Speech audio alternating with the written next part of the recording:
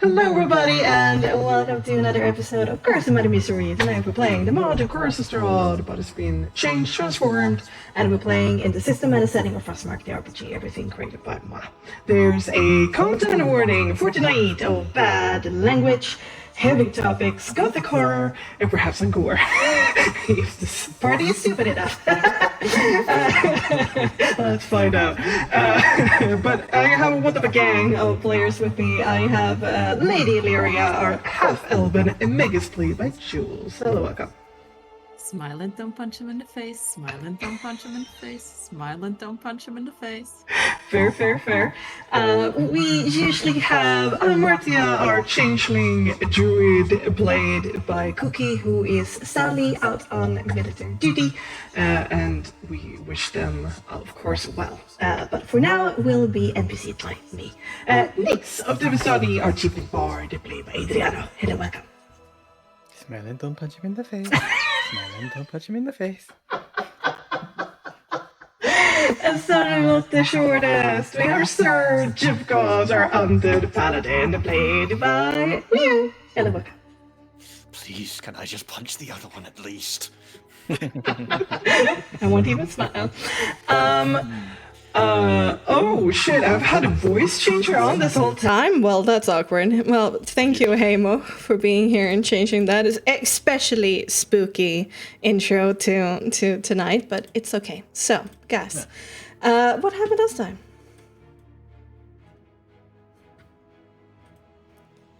Shit, that's me? Yeah. Sorry, I was just talking to my girlfriend. Okay, then what happened last time? Team Trauma's musings of how to handle the fallout of the situation you find yourself within is interrupted by Lydia, who calls out for an unknown presence and demands to know what it had said.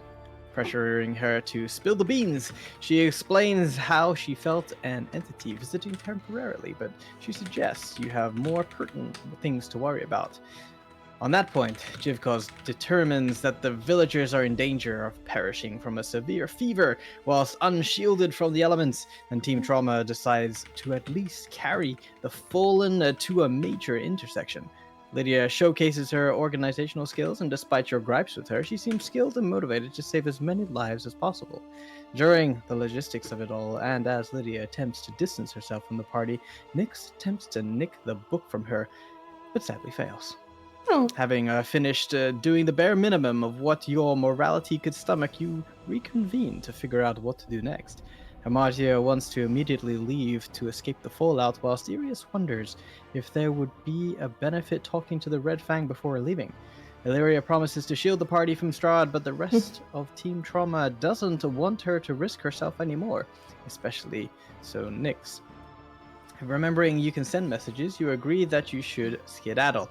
Bringing out the map and arguing back and forth for a while, the agreed-upon plan becomes cutting through the wilderness after Tserpool and to perhaps visit the camp to get supplies. Between your magic and your collective GPS, it should be fine. Should be fine. Hunker down for a rest. Identify and move some items around, and Nyx reveals how he had a visitor in his head. You briefly discuss the nature of Mother Night and how you have to guard your mind going forward. Illyria steals some papers to plan out a message to send, and Skenesh shares that Gorik is back with the pack. The vampires are mad and suspicious. He's playing dumb and letting your shaky alliance stand for now. Next, you discuss what you know of the swamps of Berez, the ritual of freeing the ancient land, what you need from Baba, what you know of her, and some history of the valley. As you're about to head to bed, Jivkos realizes that Strahd is about an hour east of you, probably in the village checking things out. You briefly wonder if he should leave, but as you're in need of rest, you decide to risk it whilst remaining as vigilant as you can be. Nyx performs some Taraka reading and learns some stuff about Baba Lysager, and the party will be safe for the night. Arius notices some bats in the rafters, and with Jivkos' help, they are exterminated. Unscathed from the long rest and noticing that Strahd has returned to his castle, Team Trauma sets out with a tentative feeling of hope, which gets momentarily challenged by a heartbreaking scene of a family facing starvation.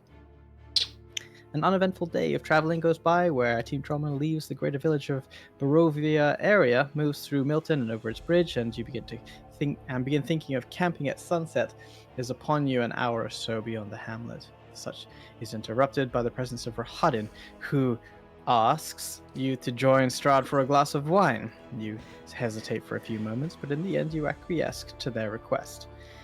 Just a bit into the forest, you find a ready-made camp with a fancy mahogany table with food and drink, as well as the presence of a vampire lord who bids you to sit down and listen. Indeed. Dum dum dum. Okay. Thank you so much for that. We shall return.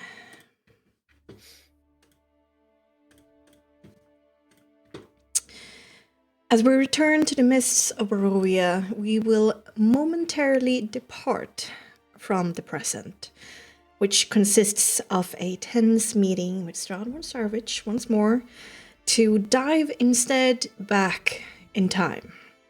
Yesterday night, past midnight, in the darkest of hours, a watchful tiefling brought forward an artifact gifted by an adoptive mother, most legendary. Positioning himself close to the burning embers of the campfire and dusting off grime and dirt from the marred floorboards of an abandoned and half-caved-in farmhouse, Nyx whispered a question to his Tarokadeck. What is Baba Lysaga's weakness?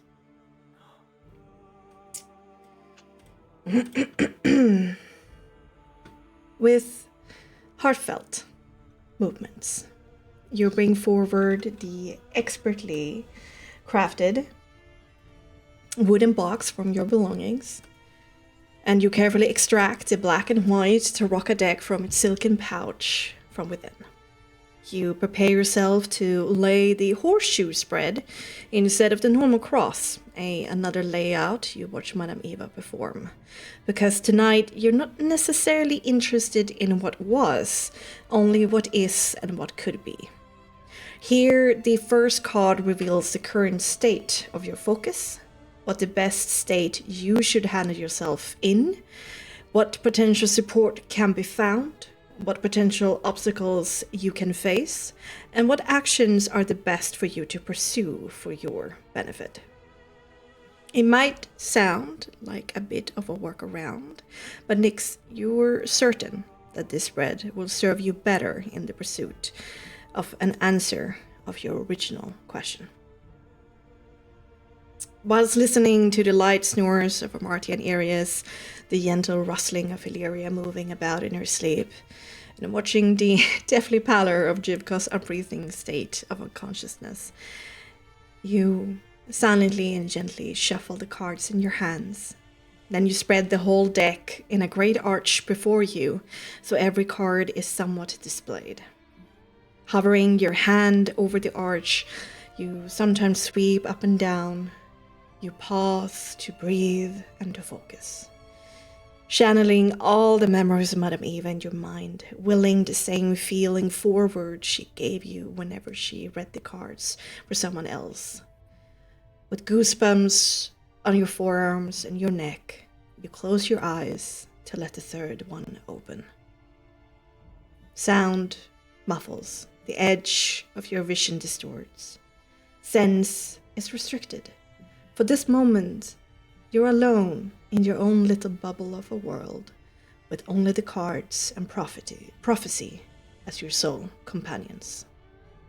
A single drop of blood trickles down the third eye as a card calls out to you, and you're free to draw your first. How? By flipping this one over. Huh? We shall see. There you go. Oh, I do. You do. And revealed to you is the Elementalist, the fifth of stars, reversed.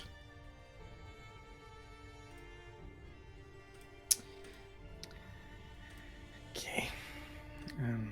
Will you just read out loud what it's about? What you think about it? Yeah, of course.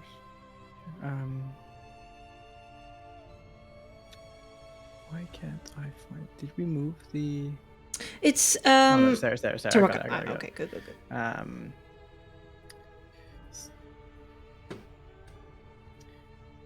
The fifth of the Elementalist is like currently all I know about it is it's the triumph of nature, but inverted it would be the corruption of nature, the demolishment of nature.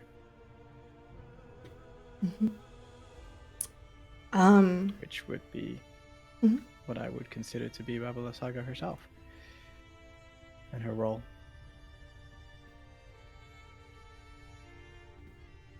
You reach for the second card? Yep.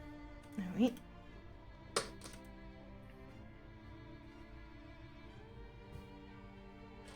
Coins.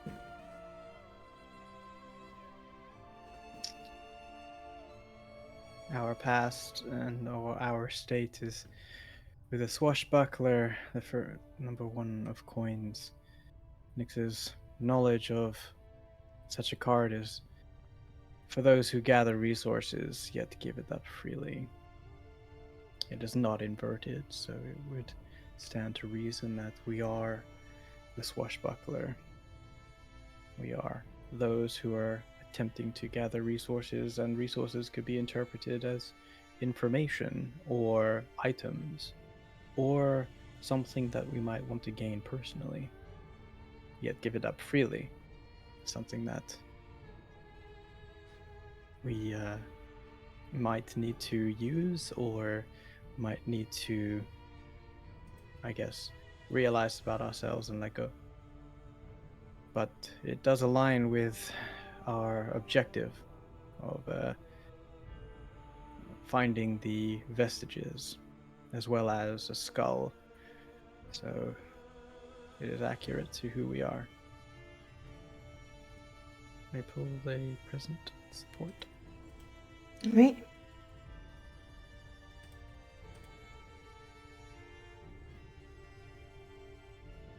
Trader, 3 of coins. Nix acknowledges it represents a fair trade. For the present and support. As it's not inverted, this would represent that it's a trade of energy or a trade of information. The use of the Taraka Dex in and of itself could be considered the support of this endeavor. But it could also mean that Babala Saga is looking for a trade. A trade for what we ask for or what we try and get. Given that we have defined ourselves earlier this night that we were looking to go in guns blazing, a fair trade could also mean a trade of life.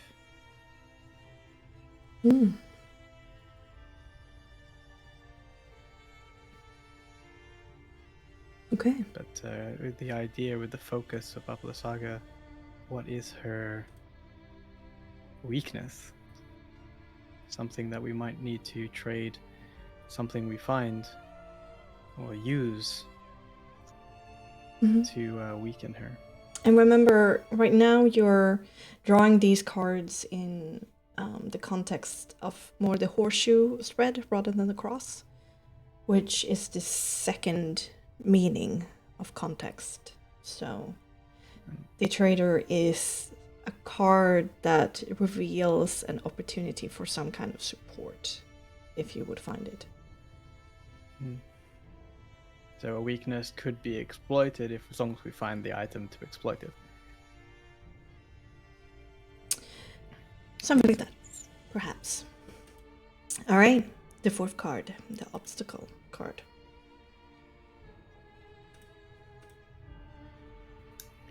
Oof. 8 of Swords. It's not inverted, but the only basic information Nix knows is those who rule through fear and violence. Babala Saga's fear is Strahd himself, being the tyrant who rules through fear and violence. how we can use that to exploit her weakness, I can't really say. Unless there's another way to implement some sort of tyrant or dictator. The dictator of what? That's an interesting concept. So she fears Strahd. Therefore, is that something we can potentially consider an angle to exploit on her weakness? Maybe. Okay. But how can we do it? How can we do it? And the How can I The reach pursuit- these keys? the pursuit of the best action.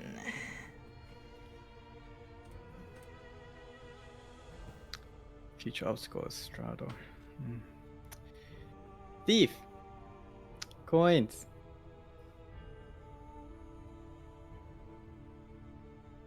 Oh, where's my coin card? There. Not inverted, so it's something that we're going to have to steal. If Babala Saga's weakness will be in the current state and the focus, and the obstacle that potentially is in our way, which is kind of appropriate since we're about to run into said obstacle.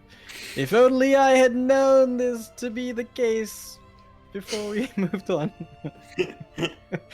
The obstacle to get to Babala Saga is the Strahd himself. Shocker. So we have to steal something. Something must be taken. But the thing is, if the focus is Babala Saga, and the question is, what is her weakness? Must take something off of her. Maybe she actually has something on her that is causing her to, be protected. So yeah, that's something that we want to consider going into this, is that it's not just going to be a quick slash and grab. It's going to have to be a discover what it is that we have to take from her to allow us the opportunity to exploit the weakness. At least that's what I think. Now, of course, you might, seeing these cards, want to make a strategic risk by attempting to glean further information of one or several of the cards, if you so would wish. Given Nyx knows we're going to be hiking the next day, and this is already asking these questions of the deck, it already takes an exhaustion point. Adding another one and then having him being exhausted, he will be intolerable. Even more. Even more so. You could probably Carry me. piggyback if you wanted on gym costs, but it would smell terribly and feel terribly, but you could rest that way. Carry me, God. I mean, I was up all night looking at cards. No, Nyx will not push it, given that he knows that we're not going to be in a position to have that much freedom of movement. So he won't, but at least he knows that, okay, well, now he knows that we're going to have an obstacle of Strahd, which is literally what's going to happen next, but yeah, understanding that there is a weakness to exploit provided we find something that... But your spellcasting ability is manipulation, right? presence. It's presence, right? It's your magnetic aura. Okay. Give me an empathy presence. Empathy presence. Oh shit.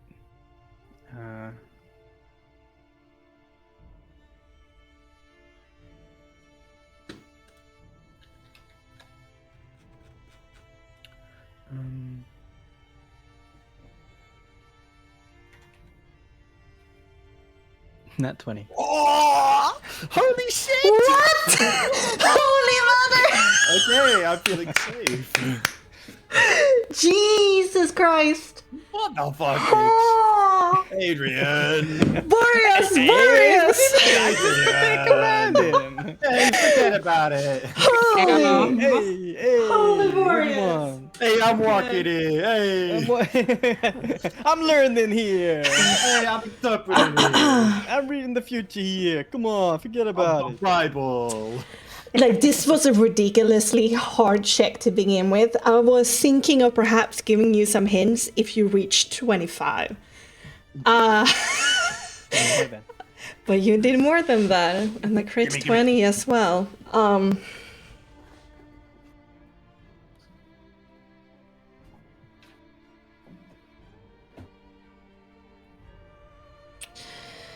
As you sit there in the flickering light of the campfire, you're flipped all over all of the cards. You feel that they have great meaning and purpose. That they were indeed selected through the heightened ability of the Visani, of Madame Eva herself, of predicting what is, what was, and what will be. Still, this is something that is new to you, and you're starting to glean the intricacies of each of these cards, but you're a fledgling on that road. You do not possess the same wisdom of understanding every facet of what these cards represent, and why Madame Eva crafted these cards and these meanings to begin with.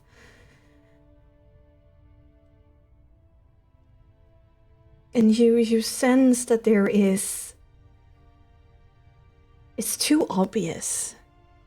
There's something here that a deeper understanding that you're missing. But how could you possibly?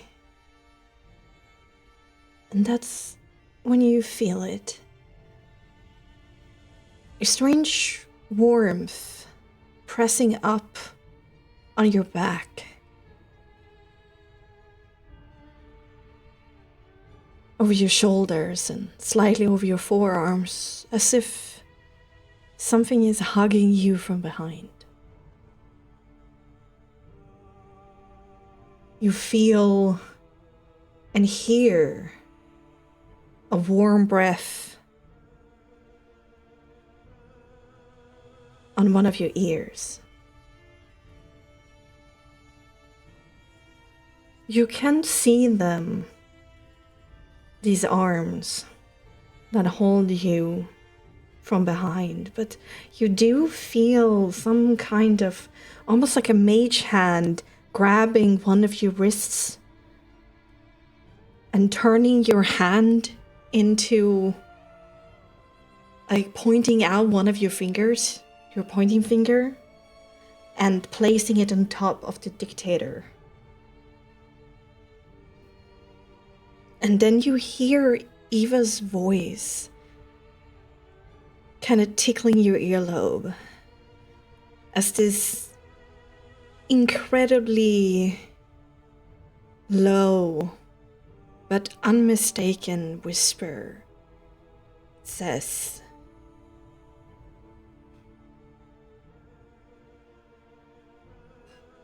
"She's a dictator in her own right."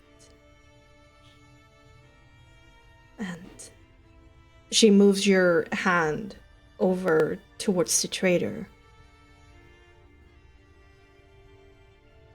"Remember what your friend said. She had followers." And then, almost as if the person behind you is sitting up and moving away, the warmth leaves, and then suddenly the spell breaks. You whip your head back, and there's nothing there.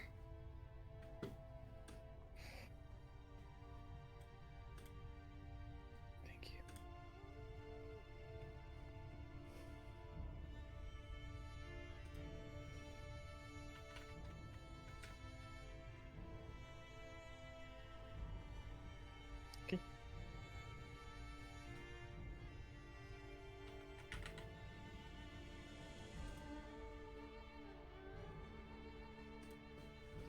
All right.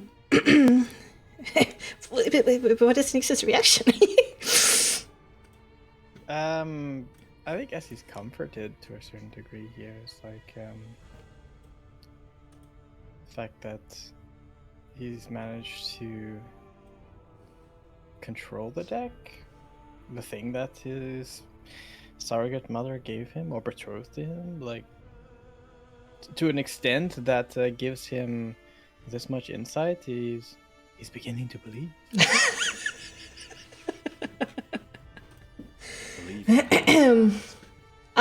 Choose either the trader or the dictator. Trader. Okay.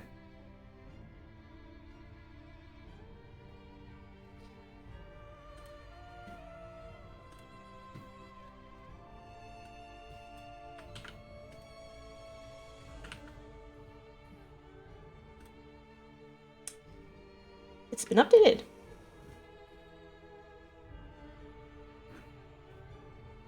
Yay. Okay. Any changes in the theories? There could be a turncoat available to us somewhere that is a person that is of, the trading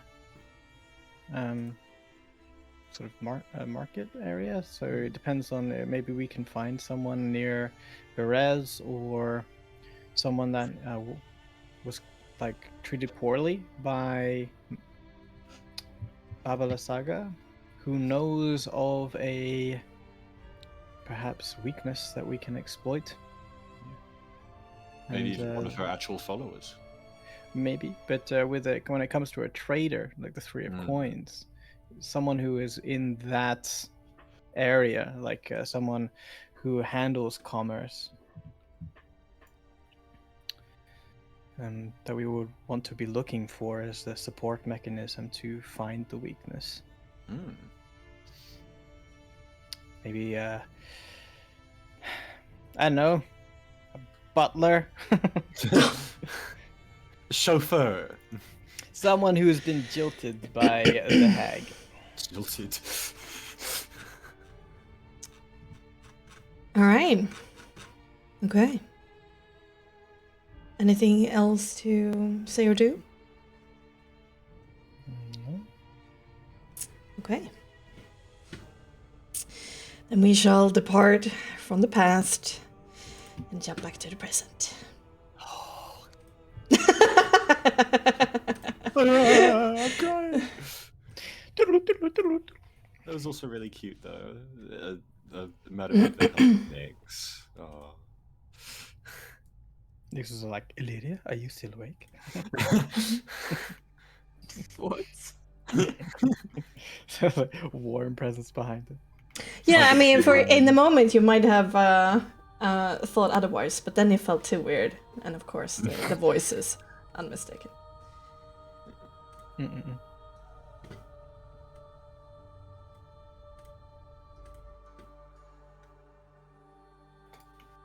God.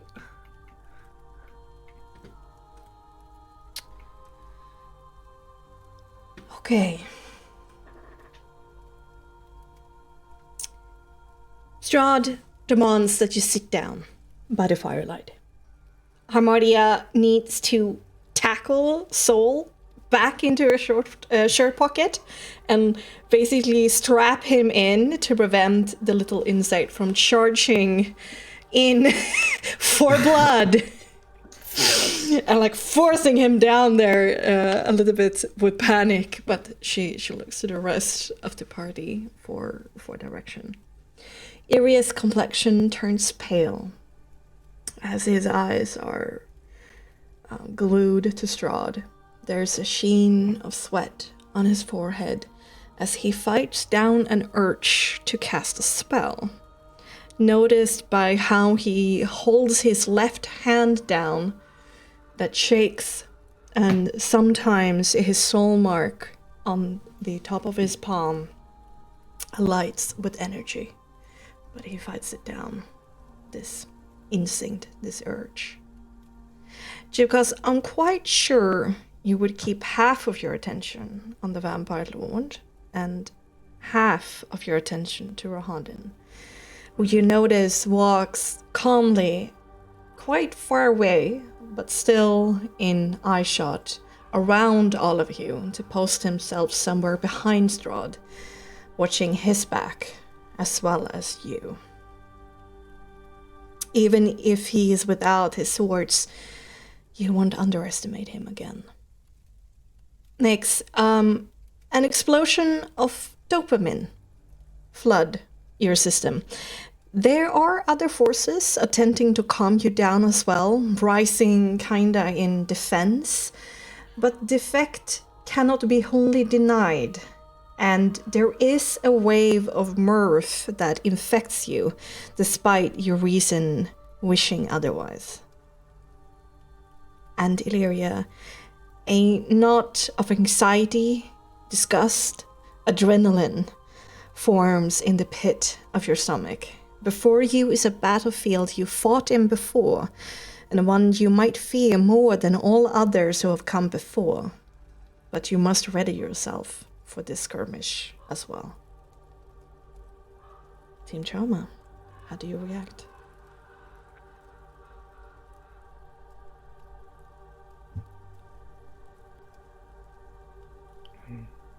Next will be behind Delirium and say, this can go very poorly. I guess we have to be very cautious. He wouldn't have put the spread out if he wasn't wanting to talk civilly. I will hold my tongue compared to last time. I will interject if I see something happening that perhaps we must react to.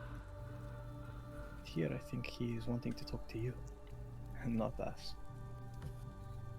Yeah.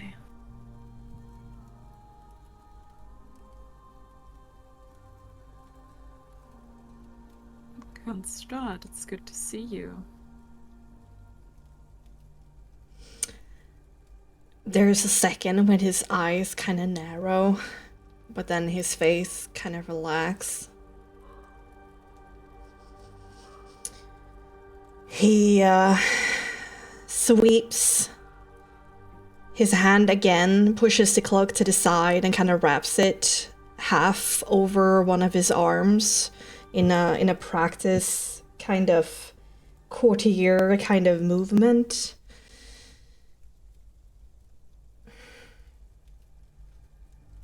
Yes. I know. Please. Sit down.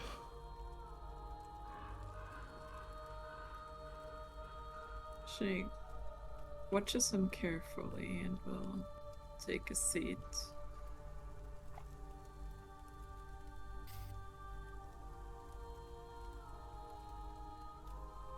Hamartia and Irius will do the same, kind of like flanking Illyria.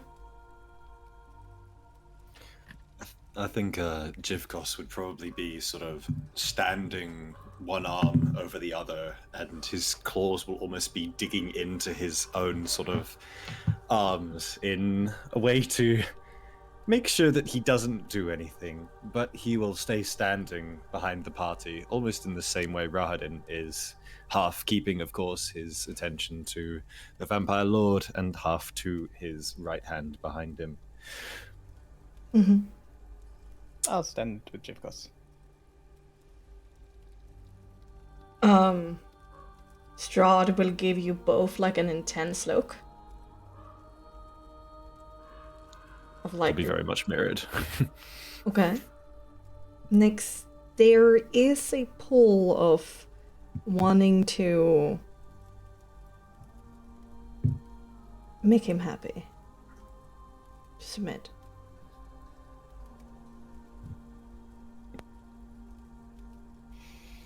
Is there enough seats to sit?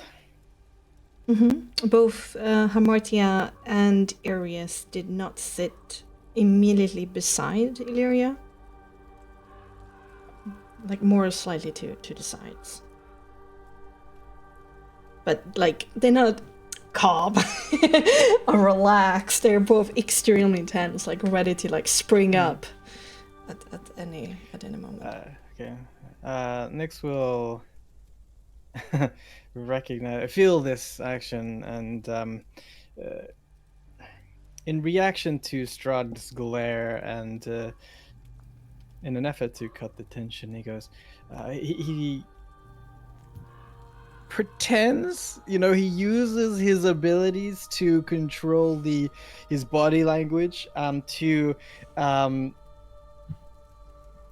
convey that it was all just so that he could produce out of his bag a very old bottle of cognac. Okay. And say, no need to be so tense, Lord. After all, you've done such an effort to provide us with such libations. We thought that perhaps one of a suitable age and expense might help the situation. And puts this 500-year-old bottle of cognac on the table in front of him as he sits down. I feel like giving a vampire drink and food is like a power move. This is such a power move, yeah. For the hell of it, give me a present deception. A what? A presence deception? What? Yeah. Deception with presence. Perception. Oh, sorry, presence. Sorry. Perception with presence. Yes. Too much. Okay, Too much option. Too much option. 23. Damn. Oh, no. Damn.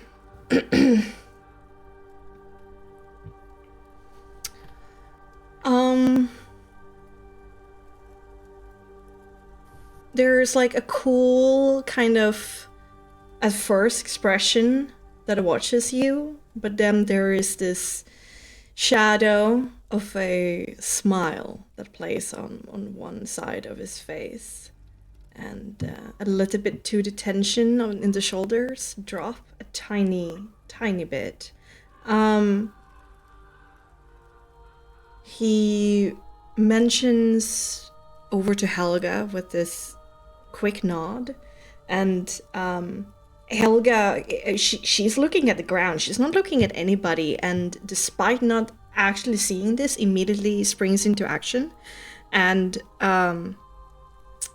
gingerly picks up the bottle with practiced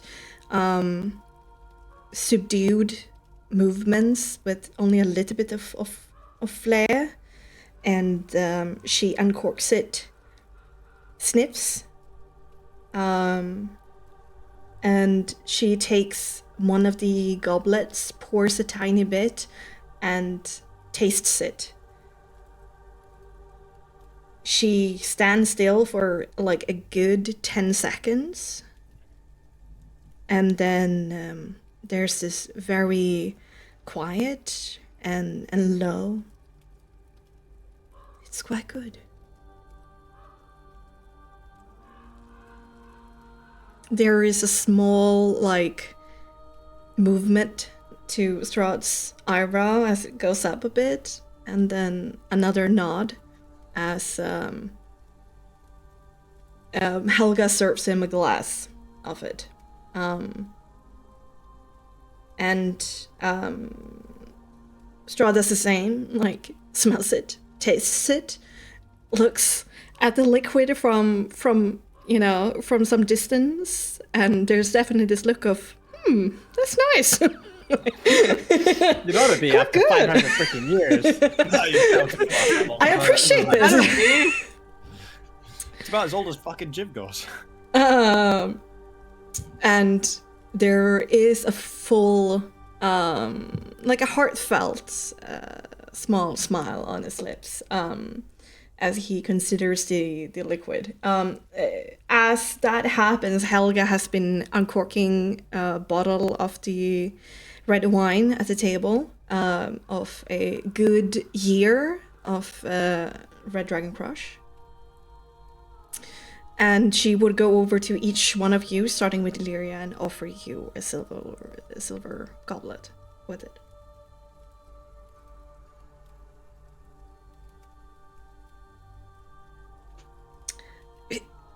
Does everybody accept that? Nope. Well, you said Illyria first. So... Yeah.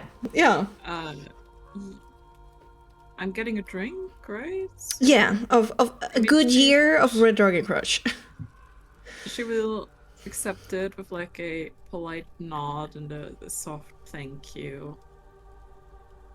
But she has no intention of drinking very much of it. Hamartia and Irius accepts it, but immediately like puts it to the side, both of them. Yeah. Nyx.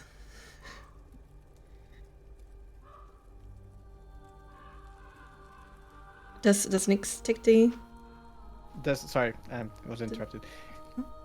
Does Nyx drink? I guess he will. I mean, he's gonna have to. Otherwise, it will be super weird that he pours drinks and no one drinks it.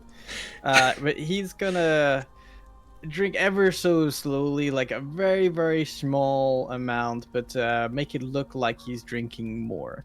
Okay. Alright. Jivkos, you just completely does not accept. He will just sort of, if she arms up to offer him, he will just lightly shake his head from side to side, like twice. Helga gives... Try to get down politely.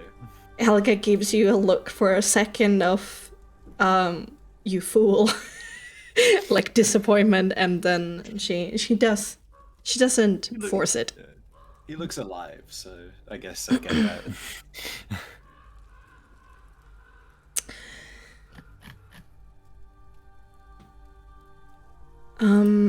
Strahd partakes in another mouthful. Then he gets this listless kind of look on his face instead. Sighs and slowly sits down. And carefully arranges himself in the cloak to make sure that he is comfortable and proper.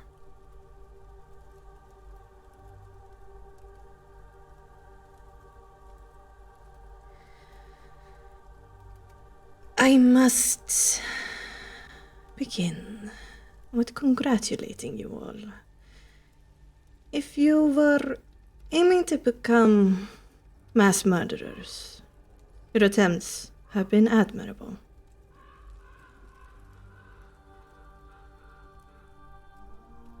Or do you fail to grasp the consequences of your rather tumultuous actions as of late?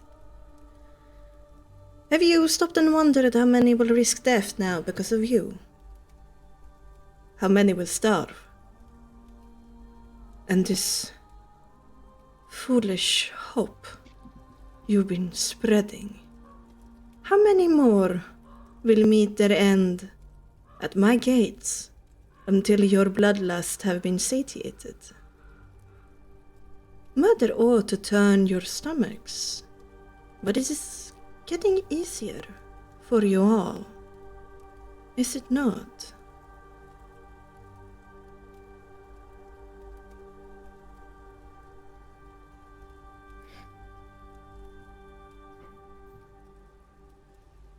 I wouldn't say that our actions have done as you say, Lord, but we have been active. This much is true. There's no point in denying it. We have our own reasons as to why that is, though.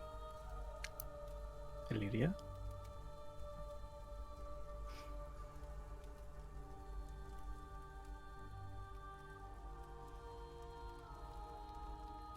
Perhaps if you were to reconsider your choice of people that you deal with.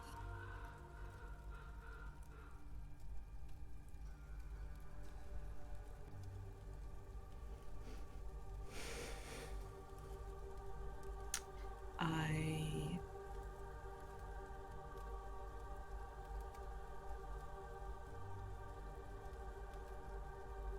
am aware that not everything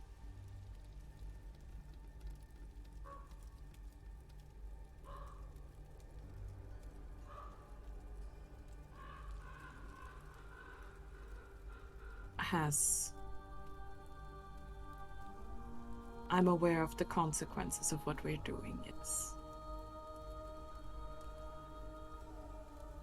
Also the ones you're trying to disregard.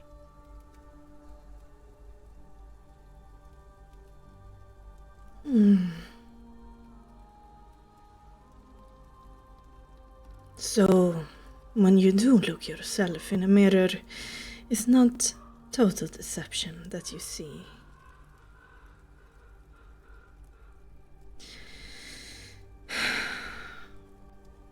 With time, you realize that destruction and murder is not about lust, and not really about the violence. It's about possession. And, oh my, you have grown greedy these days. How many lives will you destroy? Destruction in your wake. And be able to excuse yourself that it's for their benefit.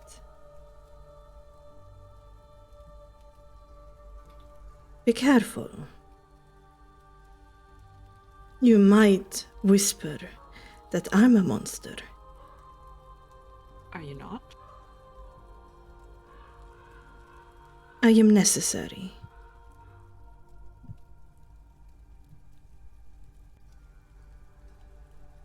That is what you think.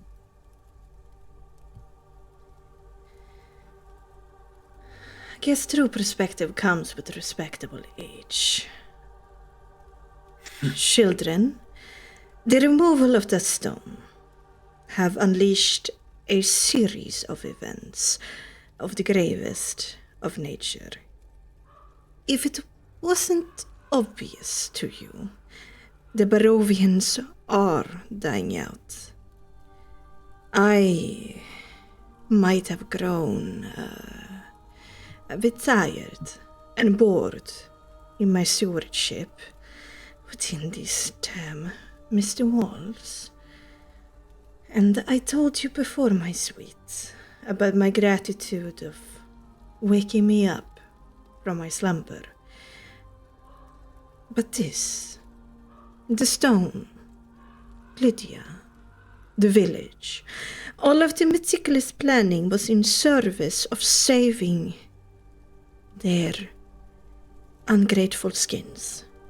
Saving them by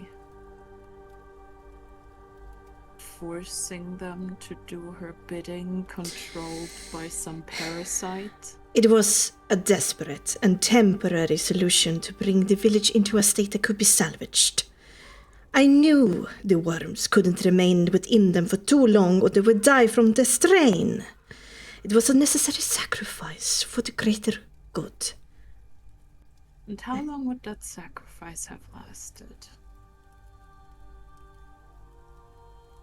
As I said, I do not wish to risk their lives, because if so,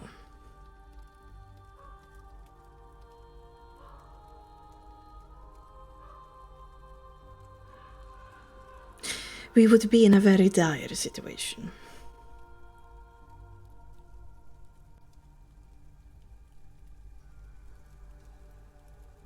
The removal of the heart did not only eliminate the crops growing because of its magic. But any and all living greenery in the area for what I assume will be quite some time, judging how the vineyard is doing. Time the Barovians do not possess. Winter is upon us. And now they will have even less because of you.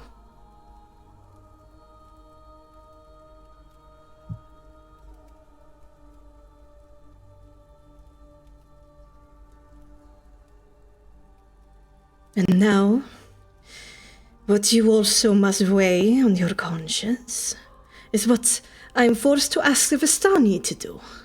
The burden will now fall heavier on their shoulders to save what remains of Barovia from outside. The greater risks they will now have to face, the danger, the heavier work. My desire was to give them the Raven Totem to further protect them. But they'll hardly have the time now to get used to its gifts, nor experience its potential for safety as I would want. As I will have to ask them now to risk themselves further, out there, outside my protection. And tell me, whose fault is all of this to begin with?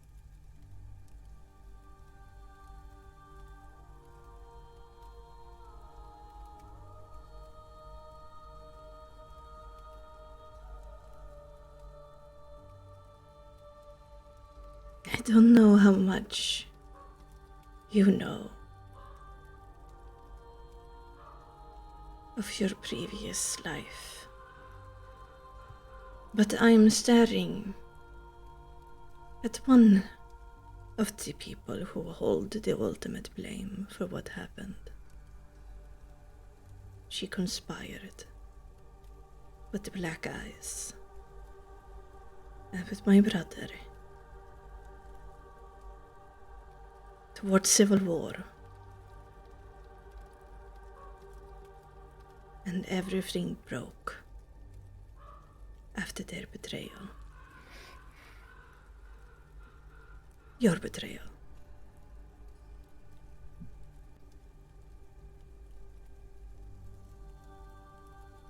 Are you sure about that? Girl, you weren't there. She was.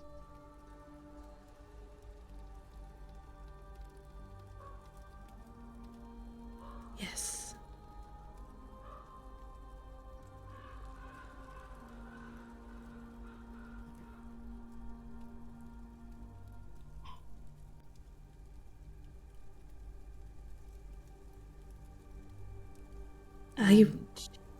I was chosen by the court, by the Empire, to be the heir.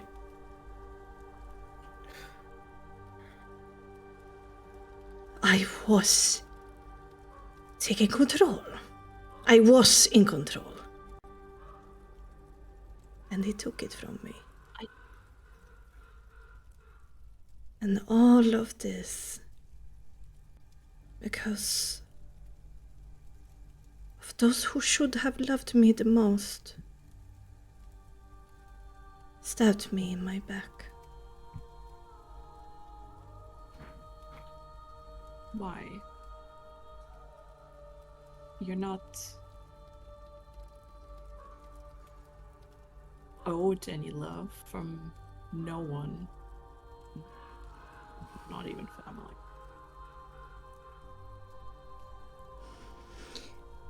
Because he wanted what I had! And he poisoned you against me! I won! They chose me! And he couldn't live with it.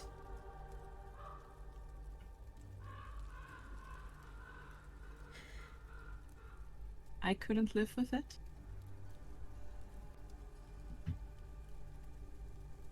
Not from what he told you.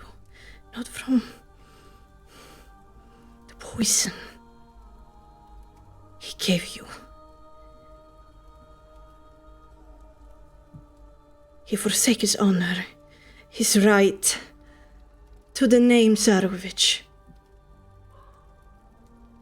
And the consequences,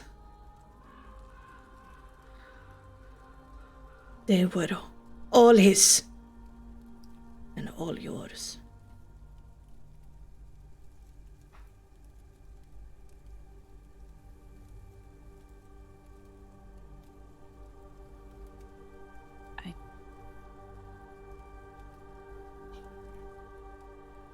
You can blame them all you want.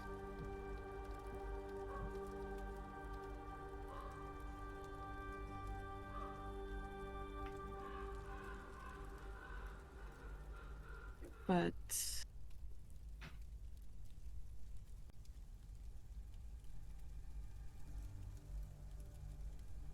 in the end, you were the one who killed your brother on his wedding day, weren't you?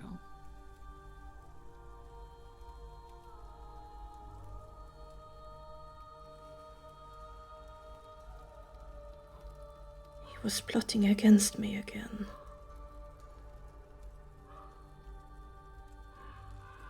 I discovered it second time.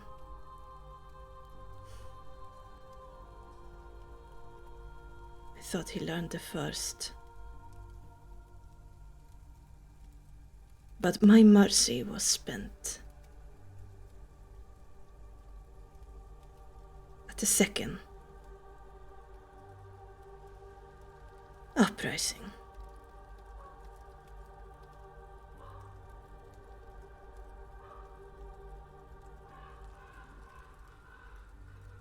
But it wasn't that caused the mists to appear.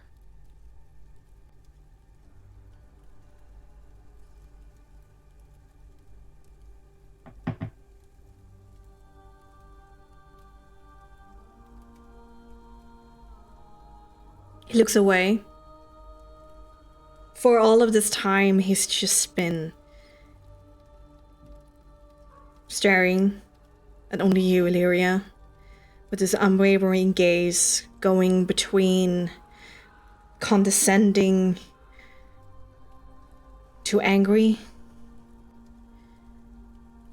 But now he breaks that stare to look away.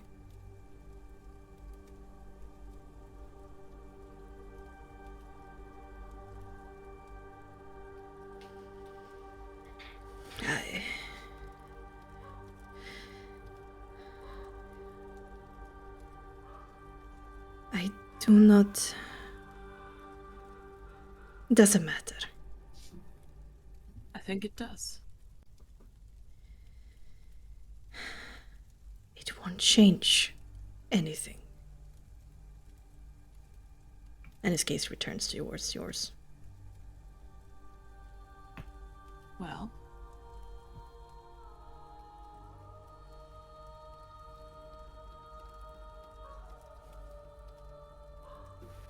since you love putting the blame on others so much,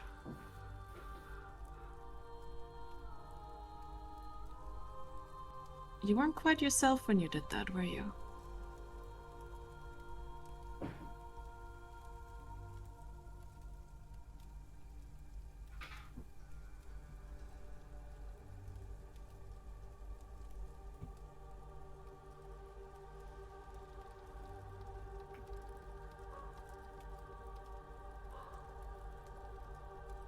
There were many who were equally as poisoned as you were that day in Castle Ravenloft. Mighty politicians, warriors, bodyguards, generals, soldiers. I did not know for some who and where their loyalty will ultimately sway. Too much even for me. I needed help. And one answered. And I rid my court of those who did not deserve to live any longer.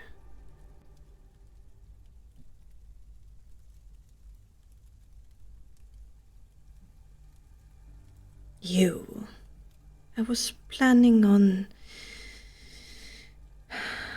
final chance.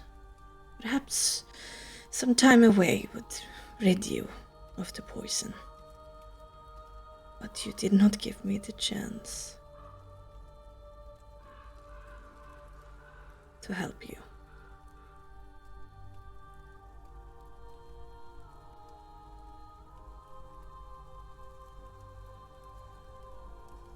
No. So, She managed to escape before whatever you did trapped every single soul that dies here in these damned mists. this was not my will. This is not what I desire. Everything I do is to end it.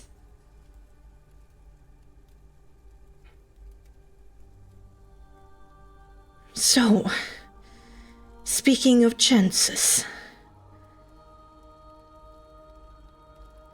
here one is.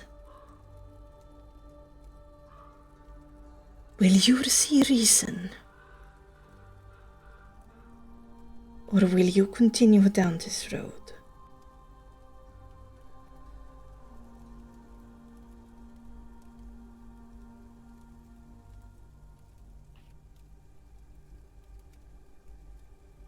What is reason in your mind?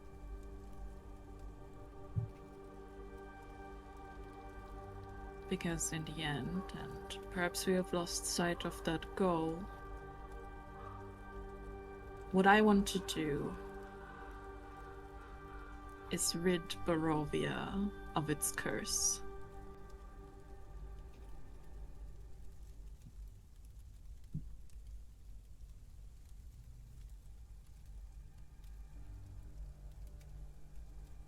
Of course. I want to be free. I want everyone to be free. I need to regain control of the archipelago to end the war and the suffering. And Duchess Nonell is someone who do not deserve to live. As she is a traitor to me. You think the Protectorate will let that happen? If they know what is good for them, they're starting to buckle.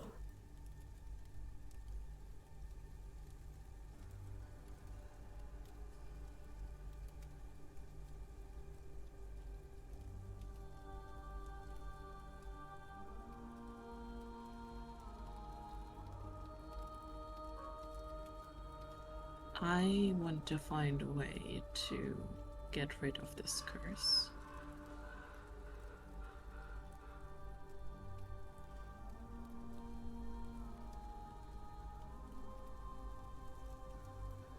Then what does this serve? Starving the Barovians.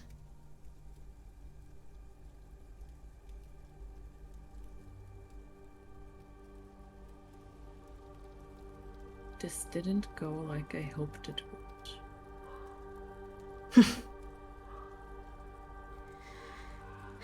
Then give me the stone and I will set it right.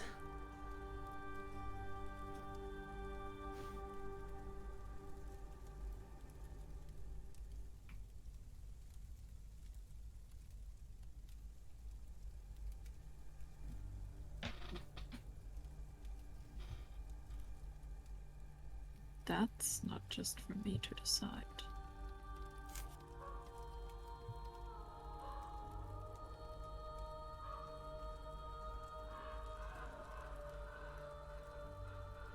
Out of character, did we need those stones to free, like, the elementals or whatever? Yeah. They're kind of important. Yeah. I know they're important, bit. but I was like, I don't remember if we needed the stones too, or just, like, toes and shit. We do. No, we need the same. Yeah. 3 stones, 3 body parts of 3 witches, and a book. It can't happen. Sorry, I'm the character. Yeah, no, I know, I'm not blind. I was just like, wait, did we need them for that? Or did we just need toes and random body parts? No, the whole point is to have the stones. If only. Yeah, if only it was just body parts, we would be hacking them off left, right, and center. Yeah.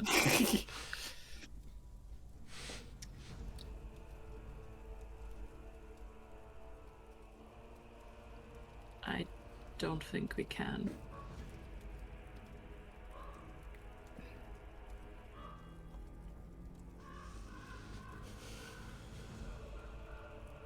Why?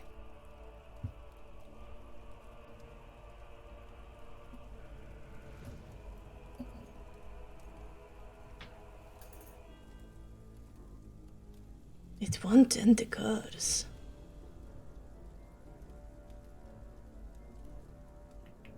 You're young Might just find a way. and not experienced. I've lived here for... It won't end the curse.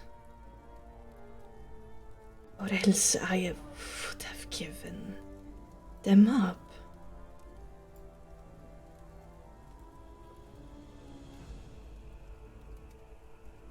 To end the curse, we will need power to deal with what is actually at its source.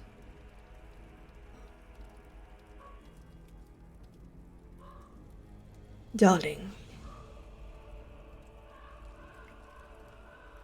once I had many lethal subjects left in my court.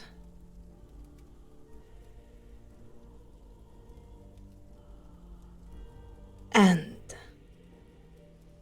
their power. And I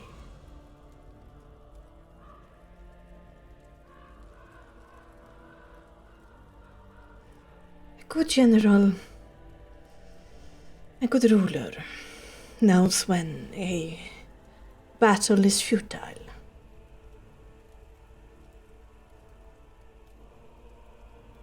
We can't end the curse that way.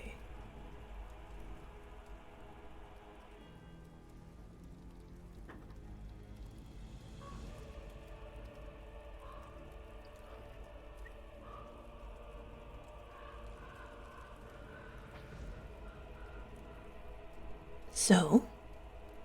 What if they lead to a stronger power?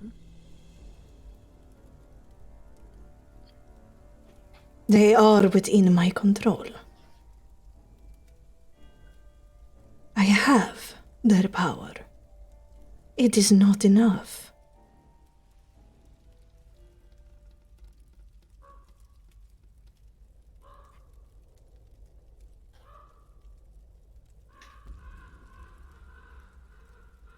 So give me the stone so I can save them. I can't do that. That's not my decision to make.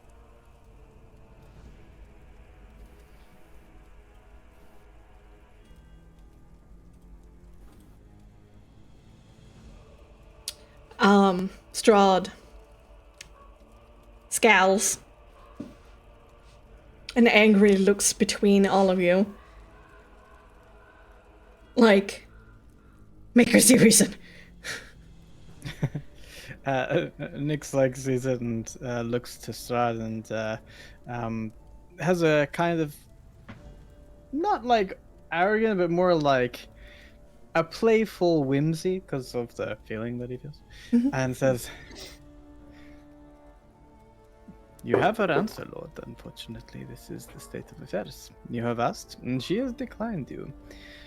Persistence is not going to change her mind. I know that for a fact. That when Illyria sets her mind to things, they will stay this way. The stone will not be yours." I'm with the Lady Saint Savior. The lady, yes, as she says. Says Amordia. I was like, who's that? Is it bad that I can't tell areas of Yeah, I know, I'm so sometimes? No, I can tell them apart. I just didn't know it was Martia or the random girl. Oh no, Helga is very Elia much. is more like really soft. Jivkos is just kind of been staring at him, obviously, the entire time, but as he went sort of on and on in deflection and bringing up things in a way that completely disregards what he has done in the past that has been that and worse, his claws had been digging further and further into the sort of like chainmail undergarment that is on sort of the arms. Oh yeah, Illyria is like trying very hard to fight the urge to like just whip out the sun sword on this guy because It's sort of like digging in hard enough that sort of this almost black, like, of his blood is starting to coat the end of his claws as he just looks on like he wants to rip Strahd apart, but he is staying quiet, both not to rip him apart physically and verbally. Irias is about to speak, but kind of like loses the ability to, and then closes his mouth and gives this turt nod to Illyria.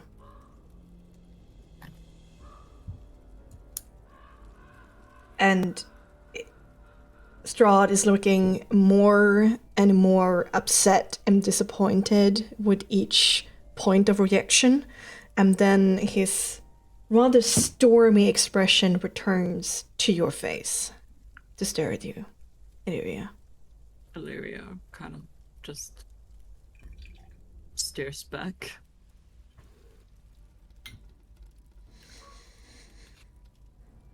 Fine. Fine. If this is what you want, my sweet. If you choose this obstinance, spitting on my kindness so rudely, break my heart in twain again by your actions, disrespect my divine responsibility so viciously, then I will show you what it means to have Strahd von Sarovich as an enemy. I withdraw my protection. No longer shall you walk freely among my mists. No longer shall your companions be protected by your friendship. No longer shall your names be uttered kindly among my subjects. Fight this immature war against me as long as you can stomach it.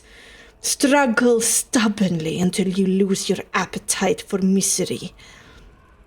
You will eventually understand that there is nothing but me. I am your only constant. And when you have nothing left, when you are completely alone, when you have utterly failed, I will be there to save you. Since I lost you once, and despite your rotten judgment that you proved to me again and again and again, fortunately for you, this tragedy has changed me, and I am willing to be cold and patient to wait for your love this time. You will be my vampire spawn, under my control, and you will give me your attention your affection and your love. And Even you will if it spend takes... eternity knowing that it isn't real. It might take me a year, a decade, 100, 1,000.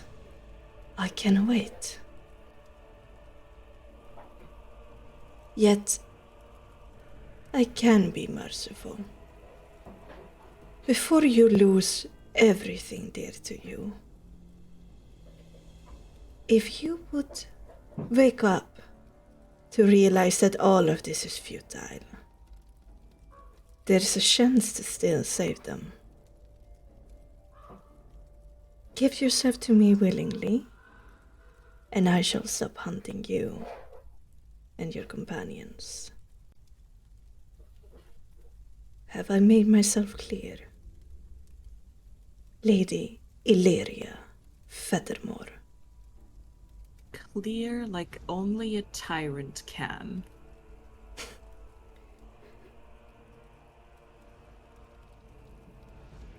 Enjoy these words and this feeling. It will be temporary. He stands up. He dumps the rest of the cognac onto the ground. Looks between all of you and says, "Sweet dreams." And with a flare of his cloak, mentioning for both for Hodden and Helga, they march out of the small clearing, and soon disappear from you.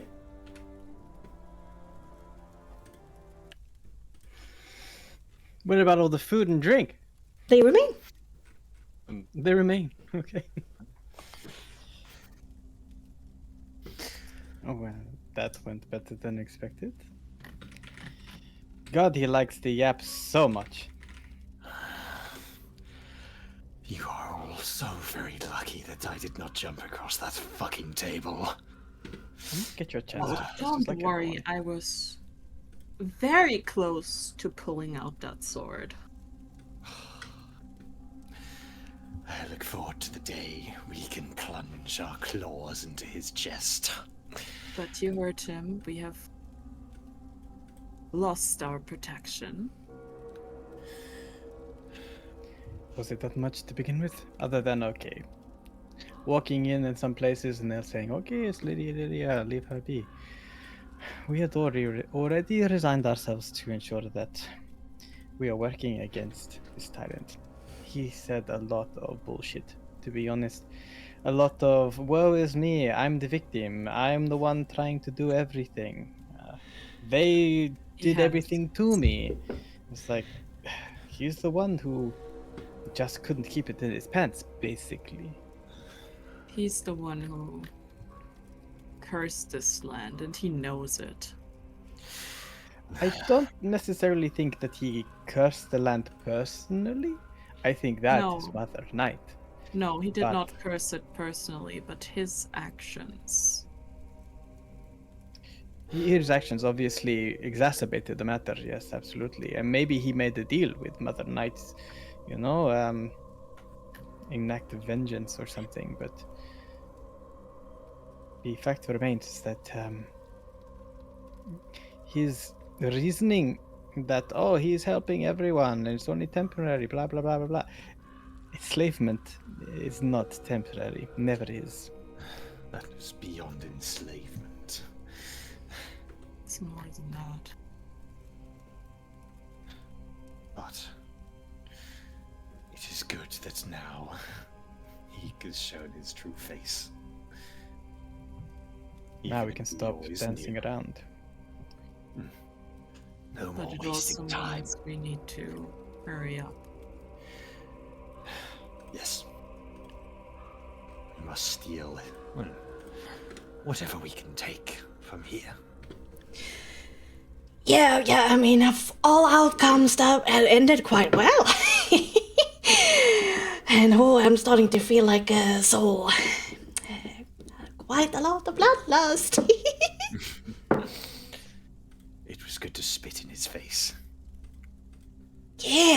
Like, Lyriad, good on you, Lady Saint. Don't call me Lady Saint. God. But what if you are Lady Saint? Just Illyria's fine. Yeah, no, I'm only teasing you. I know. Speaking of running out of time, do you remember when I penned a letter to my parents in exchange for the Sun Sword? No. You were doing that? Or rather, keeping it? Yeah, Oh, yes, I remember. the last time Dad Distraught came to say that we were naughty. What did you just say? Was that a Vardia? Yeah. Jivkos just looks a little bit horrified at Hamatia, just like... She "Oh, has a fuck?" crazy big smile on her lips. I don't think you should call him that. I was only trying to lighten the mood. No. Respectable. Why do you bring it up, Lyria? I'm just worried about that. Well, actions were actions. There's not much more we can do. I'm just saying we need to hurry up. We're going as fast as we can, unless you're saying that we should not be camping here and walk through the night and... No, I mean, I'm just saying that...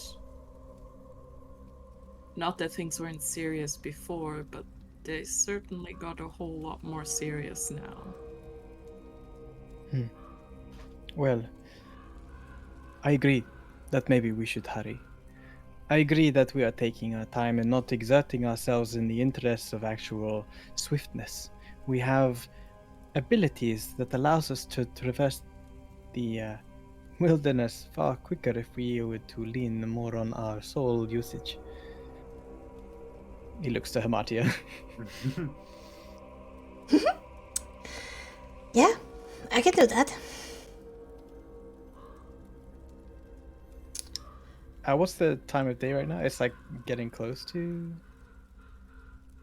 the end, or like You were about to look for a place to camp. So it's quite late. well, it's still daylight, right? No, during the talk it was sunset, and now the sun has definitely set. Well, I mean, what I was proposing is that we would go through the night, push ourselves as far as we can. We still have a long way to cover. And if we can subvert the terrain somewhat by flight, then I think that would be for the best. And dear, you can fly. I can fly. And you can summon, well... Actually, that's a question. With the gem that Hamatia now has, Yeah. is the concentration of flight on the gem? Or is the concentration still with Hamatia on flight? Not on Hamartia on flight. It's only cast through the gem, but it's still on Hamartia. Concentrating on it. 'Cause you can't summon animals and fly at the same time. But no, and fly is only an hour, I'm pretty sure. well, so is the summon. 10 minutes. So 10 minutes. Oh, damn. 10. But flights... I guess flying with eagles is faster, but the issue is that we have... Huh? It's way faster. Yeah, it's way faster, but the issue is the amount of people we have. Yeah, because the eagles won't be able to travel fast with the weight of the party. No, but we would circumvent the difficult terrain aspect of going through wilderness for at least an hour. So we would be able to travel at regular speed for a bit. Granted, it won't be fast speed, but we won't be like... Well, slow. currently you are here on the map. So, I mean, I guess a little bit you can cut through. Alright, we're still on the road. Yeah. maybe this is something that we do tomorrow then. Yeah. The aspect of like the plan of like moving faster, I totally agree with. If we can, And also a little longer tonight, just to get us further away from where he knows we are.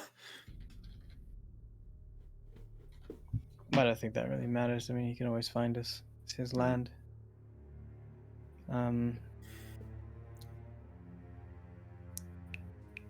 Yeah, so both of them are large creatures. They're still birds. So, I mean, they can have, like, for short bursts, 2 people, but for longer bursts, only 1 to travel in normal speeds.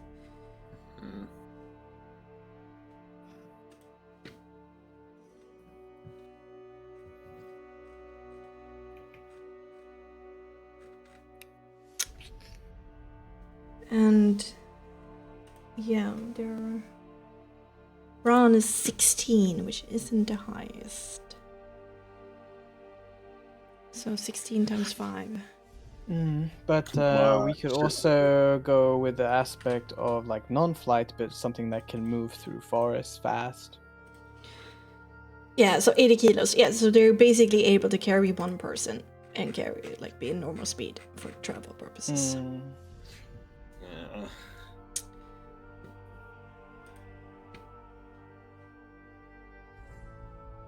There's no way. Well, we can send messages up to a certain amount of times a day.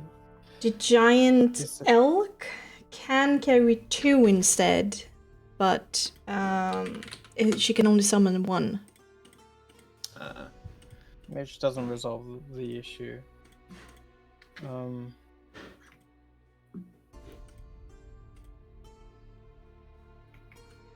Yeah, we just don't have a way to go reasonably faster. We're going as fast as we possibly can.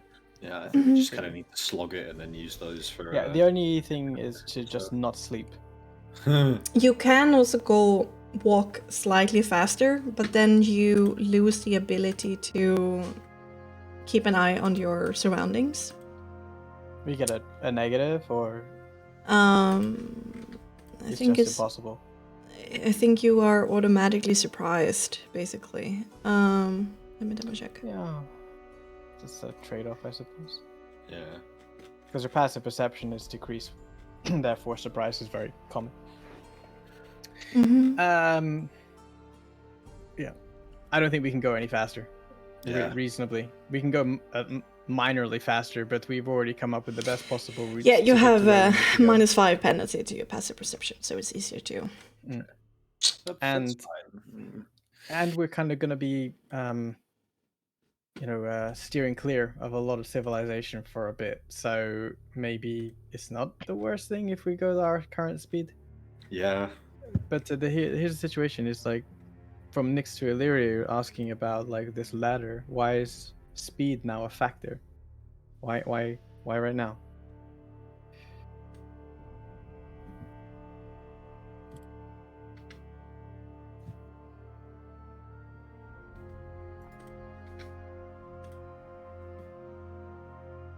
Is that in character? Yeah, in character is like, why now? Why the concern right this second? I mean, it has been how it has been.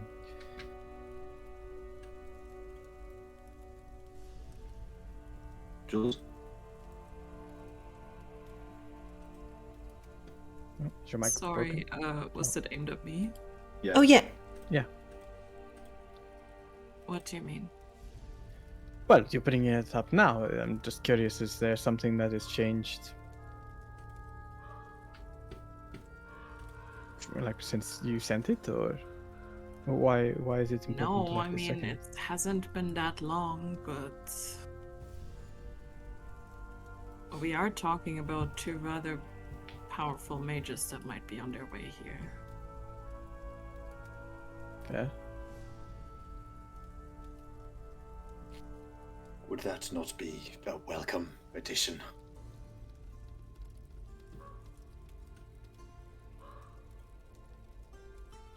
unless blood possesses them or something. But if they're strong, they should be able to fight. Do you think, Lady Lyria, that your parents would keep such a letter to themselves? I'm not sure. Probably not. He did say something about having people within the Protectorate. I've studied some under Lord Furthermore and fought with him a bit in the wars of the past. He is very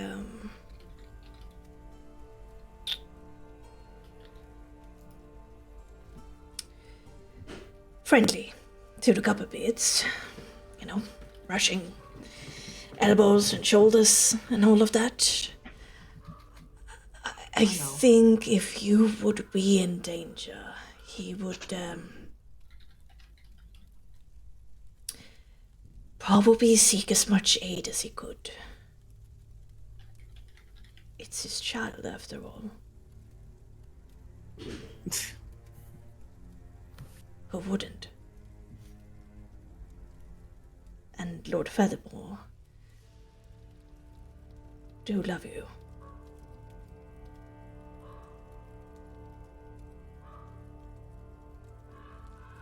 It might be a good thing or a bad thing. I don't know How it pans out, and if he's gonna respond immediately, because it might take time to waste the resources that he wish, but I don't think he would come alone. neither do I, but And there will be others from other dignitaries from the Copper worry Beards. about it. Yeah, As me well. too. I am very worried why my family, my clan, has kept our correspondence with the Count a secret. Not even the lesser members like I knew of it.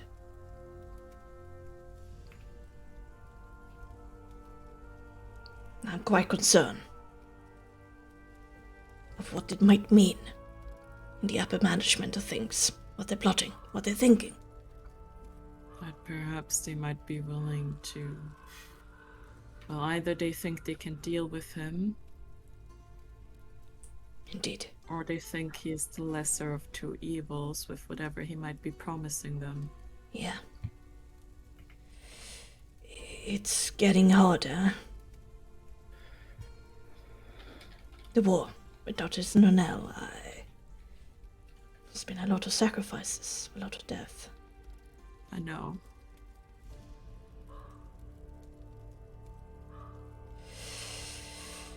I don't...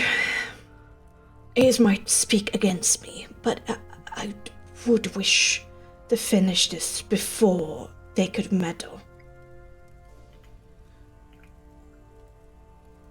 But Same. even so, it's weeks. Should be, at least. It should be, yes. I want to finish this before any of them. I want to finish this before my letter even reaches my parents. Is what I'm saying. Yeah. I think there's certainly a strategy of just playing nice with the Count and just waiting things out until the cavalry arrives, but I'm not playing nice with them. good.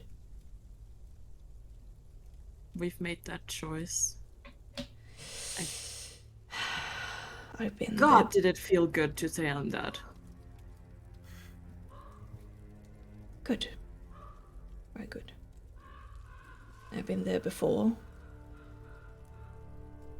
And does feel a little bit easier the second time, but still, I mean, you should know what we're all risking here. I know what we're all risking. Alright, then Let's not fuck it up. I won't. So do we believe that it's safe to stay here and pretend we're all like, oh no, we don't know what is happening? Or should we leave? Most likely leave. I would like to make some ways away from here and set up camp elsewhere. I think everyone agrees. Yeah. Great. We can take what is here. After all, rations are rations. Yeah, it feels better to get away. At least a little bit.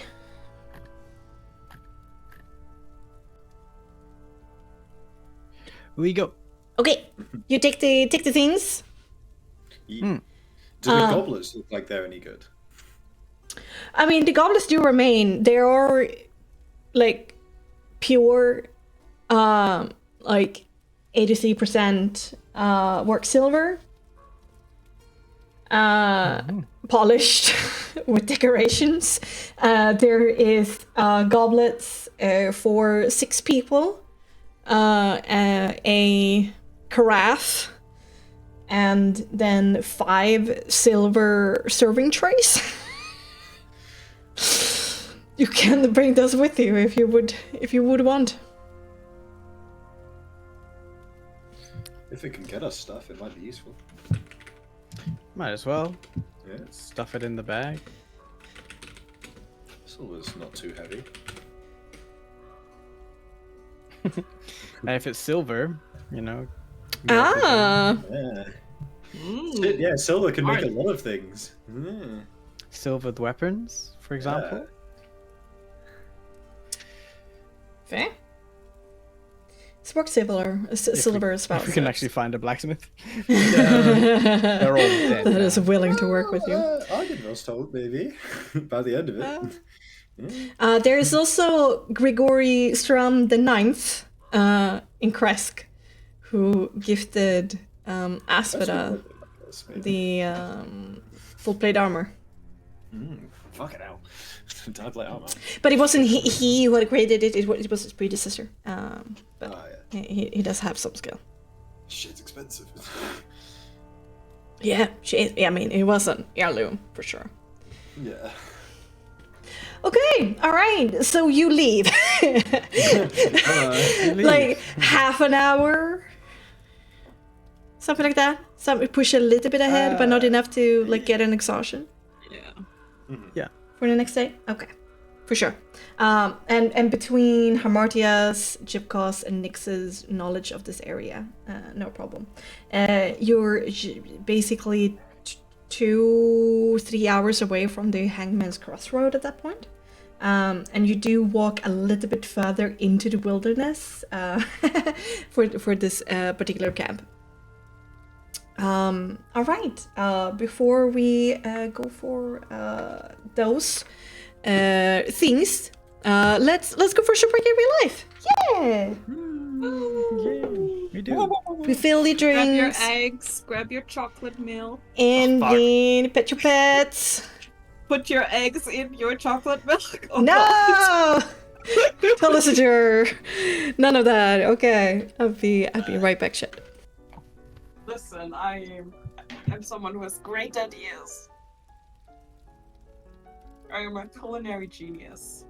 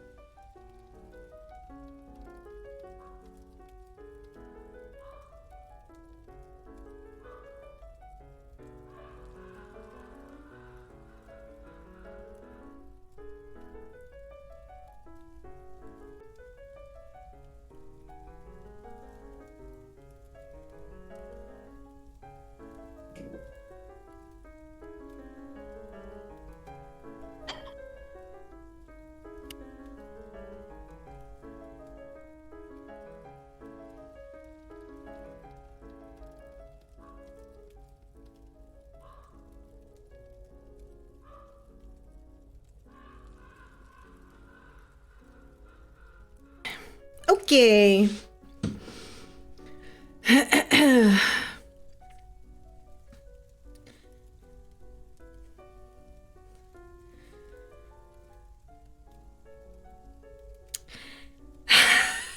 Hey, Mo. Ah.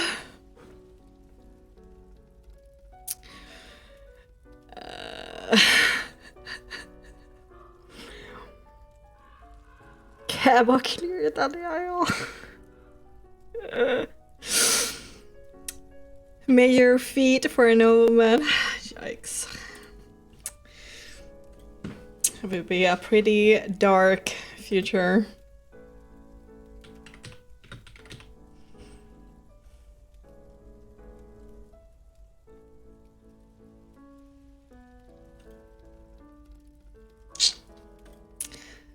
If that's the case.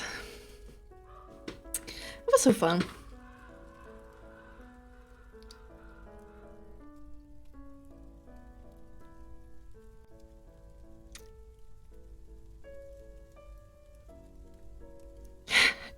Forced to do someone's being controlled by some parasite is a natural state of Barovians. I don't see the problem. True. Very true.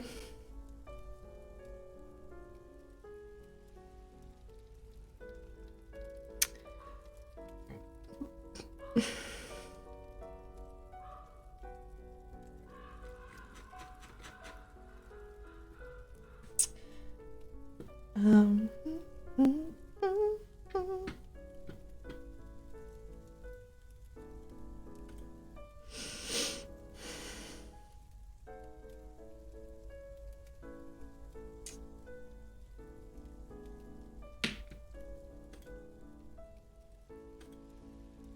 Hello, hello. Hello, hello, hello. Hello. That went surprisingly okay. Did Nobody it though? jumped across the table. No. Yeah, I mean, I could have pulled out the battle map. Yeah? Guess Oh, God, what? so that was one prepared. I mean, I could happily slap you around as straw for a bit, if that's what you wish. I can't imagine what minions he had hiding in the trees or some shit. 1,000 minions. 100 bees. 100 bees. Yeah. Individual tokens. Oh no! Oh god, no! No! It's like 1,000 tiny tokens on one singular square. Nightmarish. Oh, that's a swarm. Yeah. Yeah, thank you. Thank you for the existence of swarms. Yeah. Swarm rules are fucking weird, but they make sense at least. As long as the ones are like that they have like the shit scaling with HP, because obviously without it just kind of makes no sense. Yeah. But all swarms do that. Yeah. Yeah. Yeah. There are fewer of them. Yeah. The less damage.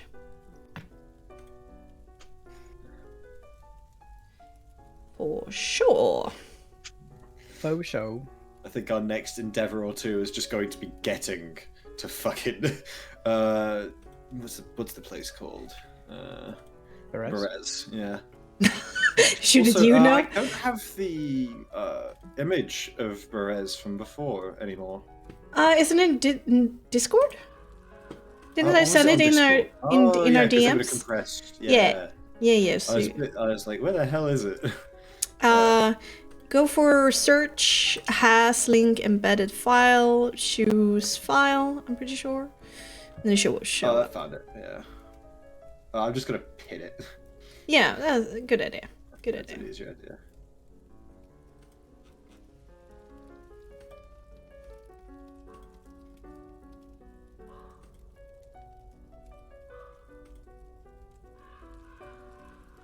Damn, it's low quality though. Oh no, okay, it fixes this up. No, Okay. I was good. gonna say, I usually, if you open it in thingy, it Yeah, gets really high quality. Good. Pew pew pew pew pew. Pew pew pew pew pew. Pew pew pew pew pew.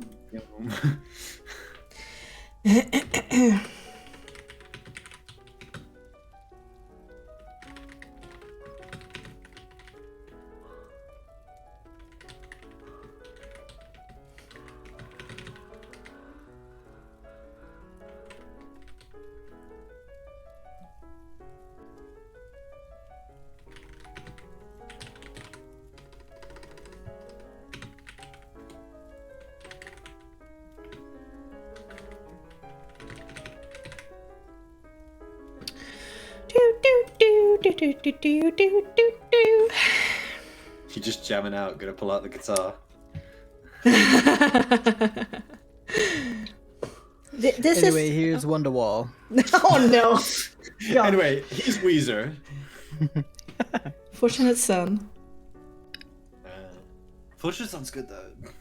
Yeah, but it's like overplayed. Yeah. It's kind of like a House meme. of Rising Sun, my beloved. Look at the photograph! Look at this graph! You can also do.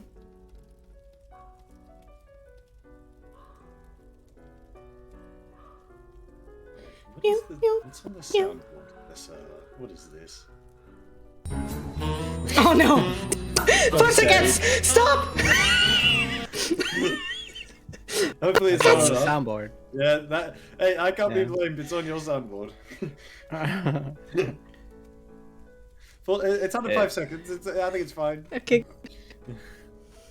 Hopefully. Yay, it's no DMCA. Yeah. Don't want it. Also, it's like when uploading to YouTube is actually a little bit more pertinent because Twitch only like mute. YouTube is different. Yeah. What do? They entirely take Strikes, it down and stripe then, and walk yeah. out, isn't it? Yeah. And eventually those could just all fucking disappear, and then the entire thing is gone. You can always just save everything to like a big hard drive, you know. Look at this graph, isn't it neat? Wouldn't you say that the data set is complete? Sake.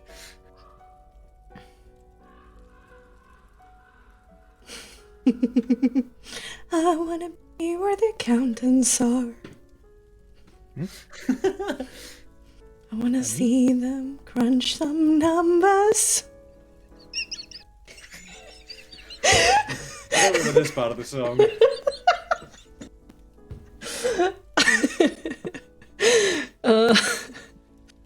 Alrighty, I have returned. I'm You have sorry. returned. Returneth. Okay, good. Because I was spiraling into madness. Thank you. She was singing about accountants and shit. Yeah. And it's awful. Oh. Singing about? Accountants. Why would you sing about accountants? I don't know. They're boring as shit. I'm in business school, I have to agree. My dad's an accountant. I have to agree. Requires a Decided certain to kind do of that. person. Yeah. Him, I guess. Okay, so you march into the night, half an hour about, just down the smallish road, always looking over your back into the forest and ahead, a little bit on edge, but eventually you know you can't carry on, and you cut deep into the wilderness until you find a place that can give you at least a semblance of rest, enough for you to fall asleep tonight. You set up second camp, perhaps crack a bottle open. Maybe continue drinking the cognac. He poured it out. Only what it was in his goblet. Oh, yeah. So Okay. he I thought poured you some had by the entire Helga. thing out. Okay, And he that's- drank some of it. That would be. Yeah, no. Like, I thought you did the entire bottle as like just a fucking like fuck you. No, that's not. Stream quality should be good. Hamo, still doing the thing. Just a little bit of drop frames. Okay. Doesn't have any homers to pour one out for. Oh, God, Hamo. Okay. Do you partake in some of the drinks? Having a nice time? I have some. I don't think it's a time for celebration or continue drinking. So it's just like. Well, you can drink to forget Some. too. True. Okay. And like you're all busy little bees sitting up the camp, making sure it's like safe, secure, and as dry as it can be. Essential campfire to keep warm. And you eat quickly, not necessarily from the rations presented by the mahogany table out in the wilderness, but something to just satiate your hunger for now. And in the end, you find yourself sitting by the fire with nothing to do, immediate to do with your hands any longer.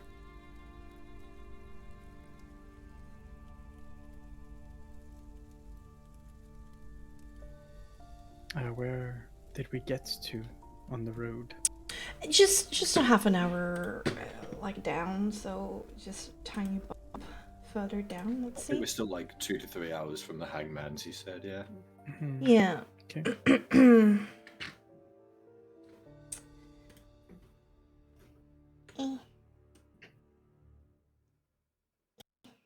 Like there, instead. Oh, you weren't there. We're not on that Yeah, screen. There we are. Okay, yeah. Okay. Further along. And we will.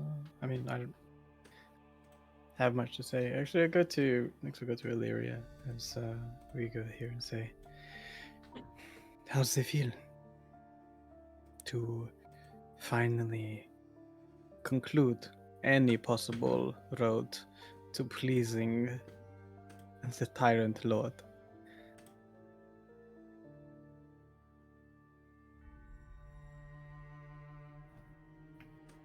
To Illyria.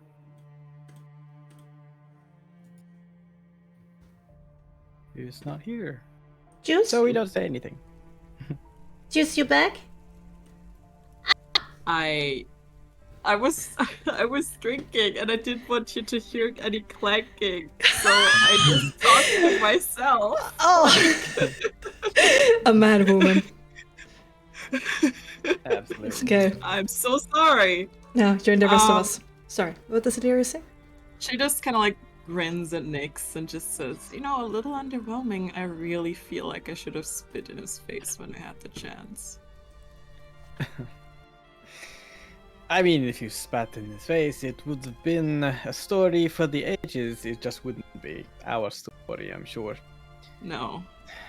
I think this went as good as it possibly could have. Mm. But no, the fact still remains that now he truly is our enemy, and everything that we do will be in defiance of him. And we have been doing this, yes, but it's more about you personally. I've always felt, maybe until just now, that you have always held on that there may be something that we could do to reason with such a monster. No. I was just trying to kind of keep him off our backs for as long as I can. And you did a remarkable job about that. Appeasing him, placating yourself. Nothing. Not since I found out what really happened.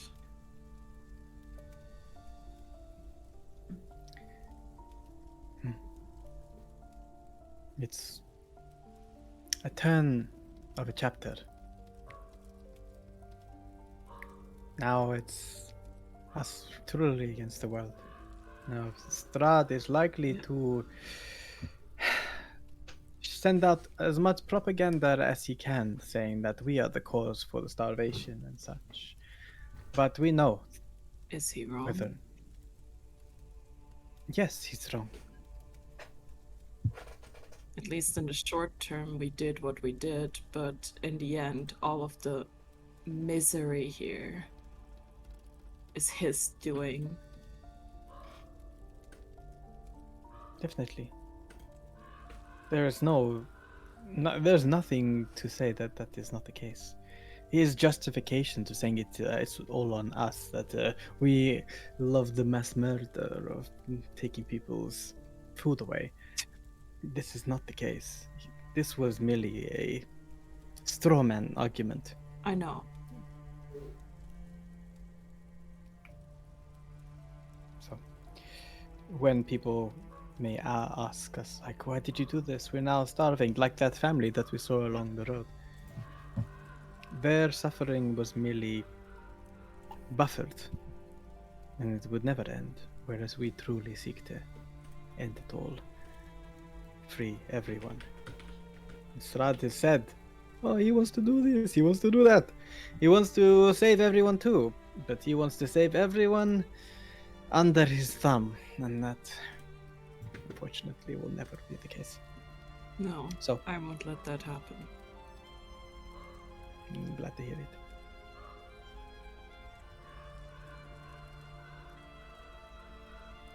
I just want to say good job.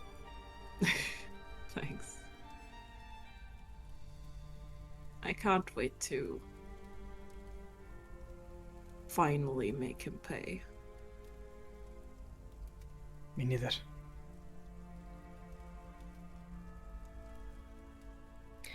Out of interest, what is your experience with hiking and wilderness? I've never really asked.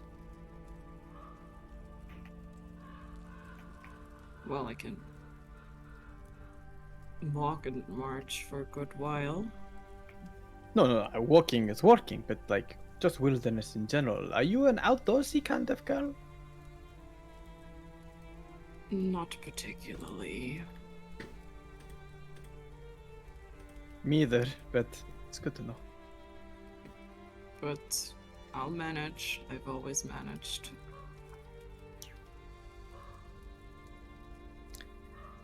Very good.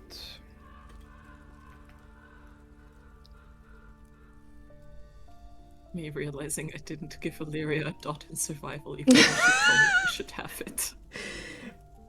A lady shouldn't be playing around in the muck, said Lord Feathermore somewhere in your backstory. And she does it out of spite. Yeah, but you didn't receive any formal training. Because of it.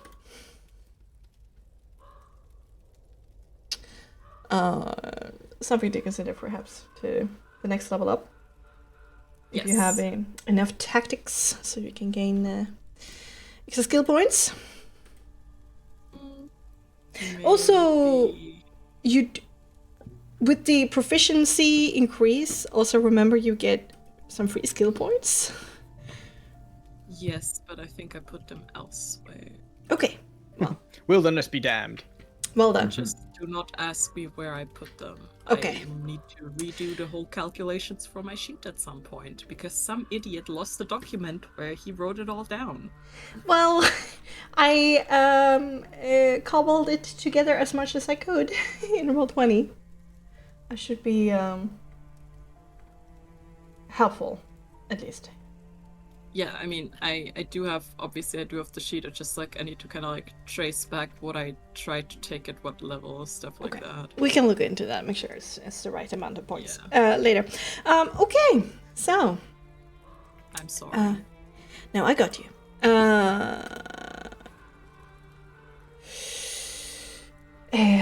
A nice little conversation between Illyria and Nyx, which is finished. Yes. Yes. Yeah, I think so. Jivkos, anything to talk with Iris or Martia about? Or Nyx and Illyria? I wouldn't say so. He's currently just sort of... There's a lot of good emotions about sort of what just happened, but there's still sort of so much negative about what has also recently happened across just sort of this last like week or less than a week that he's just going to take some time to sort of let his mind stop its sprinting. Fair. A lot. Nyx, do you talk about at this point your nightly reading? Or do you? Oh. Yeah. I mean, and sorry, it just feels like it's been just a minute ago.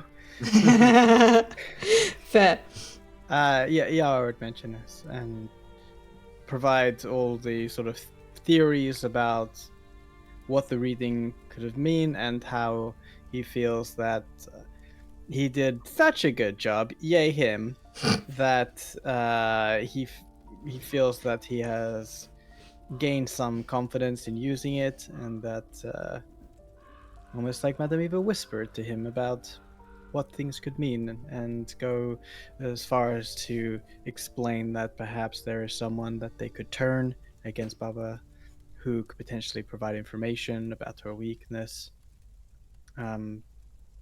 Someone who perhaps was under her employ or has been dictated or like suffered underneath Baba. Something that we might need to steal. Steal from a metaphorical sense as well as a physical sense. Go through all of that. Cool. Morty likes it. Here's his deep in thought. So we will have to try and find some kind of ally, you believe? I mean, I can only say what I read, but I truly believe that there is some force out there that wants us to succeed, even though there's so much that works against us.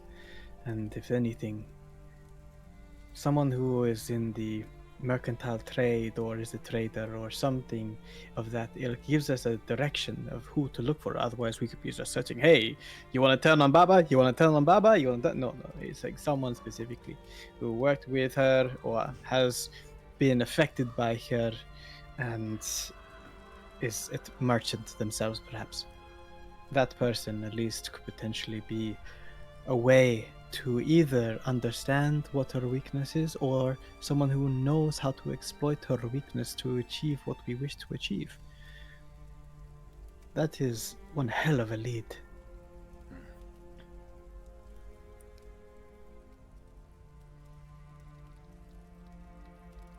What, no thanks? No, good job, Nix? Just like, Good job. oh yeah. It's actually amazing. It's a little bit terrifying, honestly. I'm surprised you managed to read it so well, but congratulations are in order for that. It's like the most backhanded compliment. Good job on not fucking up. Like I expected you to. You didn't do it like that, but yeah. It's still a little bit it's difficult, okay? The cards are complex, but I think this one has given us some sort of insight, and I think we should really do our best to try and follow up on it.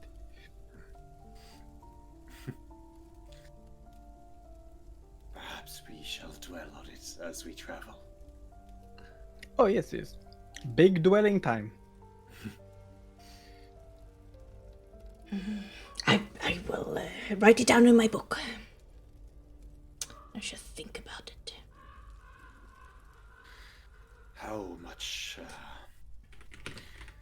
I assume we shall be prepared for many illusions like last time. Illusions? Deceptions. Did we not have many from Morgantha? Oh, you mean like dreams and shit. Oh, Right. yes. Well, we're not in her land yet, and it's going to take a while until we get there, so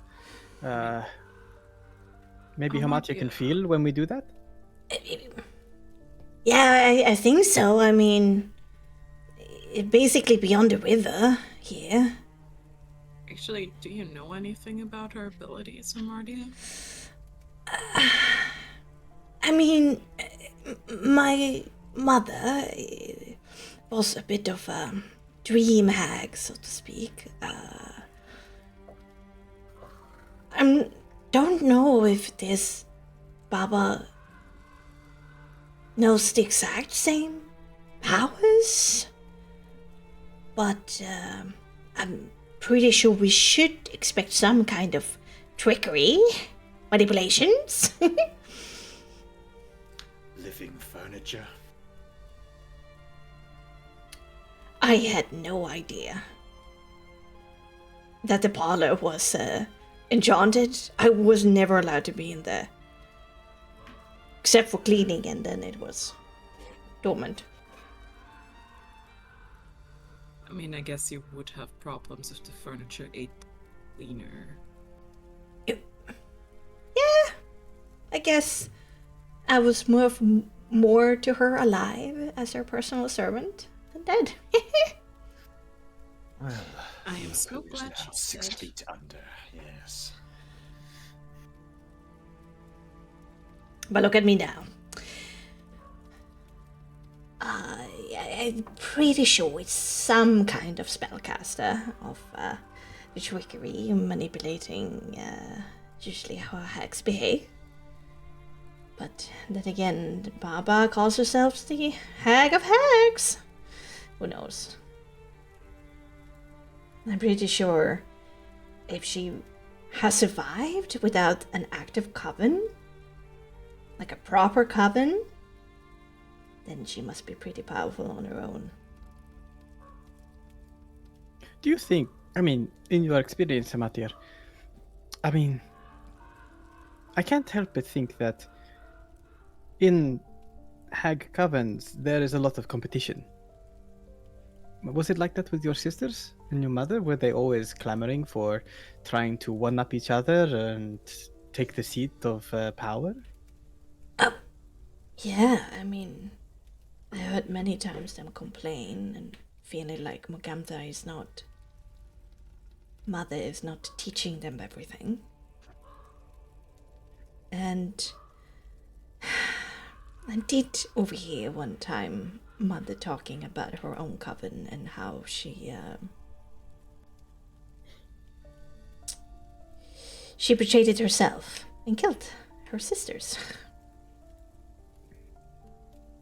for power. Maybe this person that potentially we look for is actually someone who's looking to usurp Baba herself and could be on our side. Who knows? Just a thought. Maybe.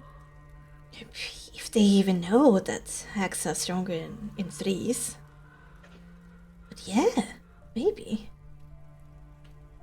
But what I've heard is that they're not as, taken care of or taught. Perhaps less so than me. I mean, I was given the basics. Told to be at squall and make her proud, even though I was their personal servant, punching bag. I don't know what these ladies she collects, how much they actually know.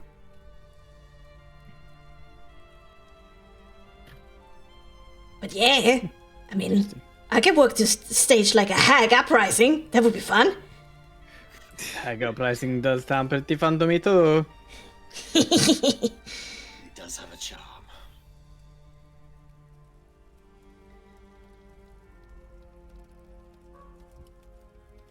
But I wasn't really privy to the companionship of covens until I left and Mother starting to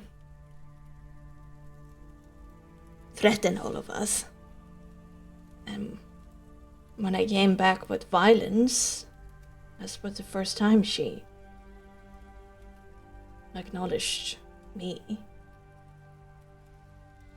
and my talent.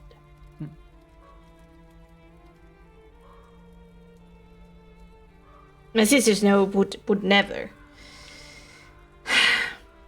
If I grew more powerful, that meant that their positions were challenged. So they kept me in my place. I felt sometimes like a spare. That if Bella or Ophalia would fail or disappoint,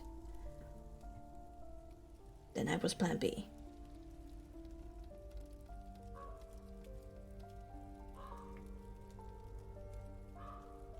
Good to know. I mean, we're going up against more hags, and you're the best person to really give us the inside scoop of how that could be, taken care of. I'm sure we all have little bits of knowledge that perhaps would be great if you just have a think about what potentially could work, and we put all our heads together. That actually might be beneficial, especially as we are looking forward to such a long piece of traveling in the wilderness. Yeah. I'll do my best. And I will continue to try and read the cards every night if we don't have anything that is too taxing on the body. This time it's not going to be like a full-on reading, but more like asking a single question. I can ask that of the cards too.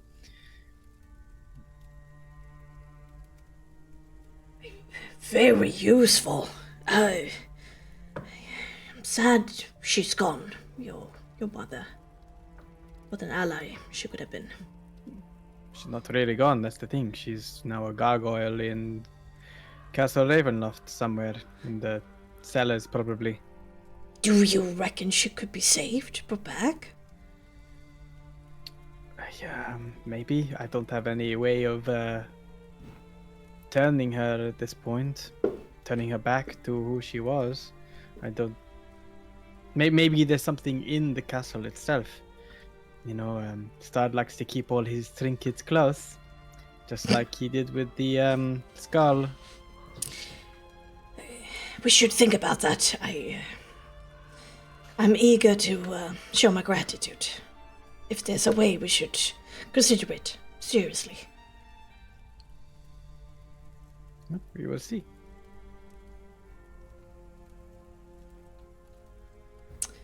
Also remember you have the understand friend info ability, which it might help, Yeah, but dealing with if certain I'm people. actually in their presence, I'm aware that that's possible to do. But so far, it's been pretty obvious who's friend and foe. But it is on his mind to use, especially if we're gonna go find someone who could potentially be a turncoat.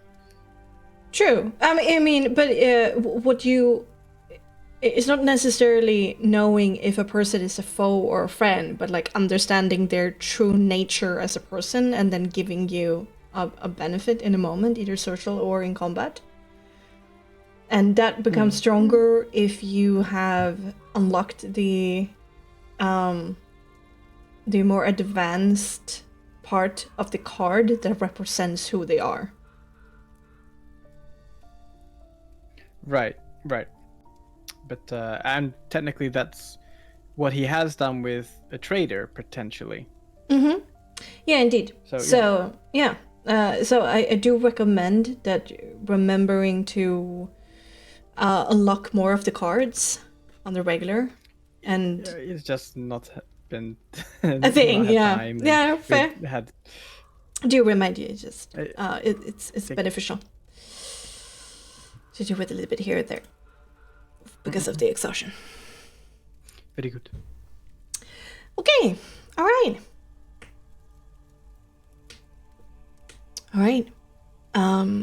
That's it. You continue watches. having small talk for some time, but then rest needs to be had. So you indeed set up watches. Who is on the roster for tonight? She's listening.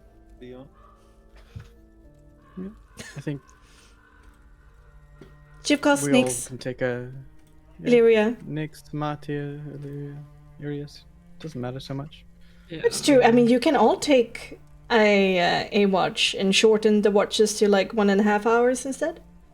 So you get more rest. Mechanically change. But cannot, well, you might feel better as people, roleplay wise, but people? mechanically, no. Well, 4 is sure. the. If we share the load, Mr. Frodo. 4 is the cutoff point where you need to have like a longer rest to get mechanical benefits. So 4 is the minimum, but there isn't really positive to that, unless you're like so many people. It becomes negligible. Perhaps. Yeah, up to you guys. More chances for success on perception checks. Or more chances for failures. Yeah, it's kind of double-edged sword. You know. I'm gonna roll for Aries Amartia. 1 is Amartia, 2 is Aries. 2, Aries. Okay, Amartia gets a rest. A good full night's sleep. Yeah. I think I need it for what is to come. Besides, I need to keep Saul in check so he doesn't go berserk. Let me at him! Let me at him! Okay, so who goes first? How about Arius? I can go. Yeah. Okay, Aries goes first. Aries usually in the end, so it's like Aries is like, oh, really? A change. Let me.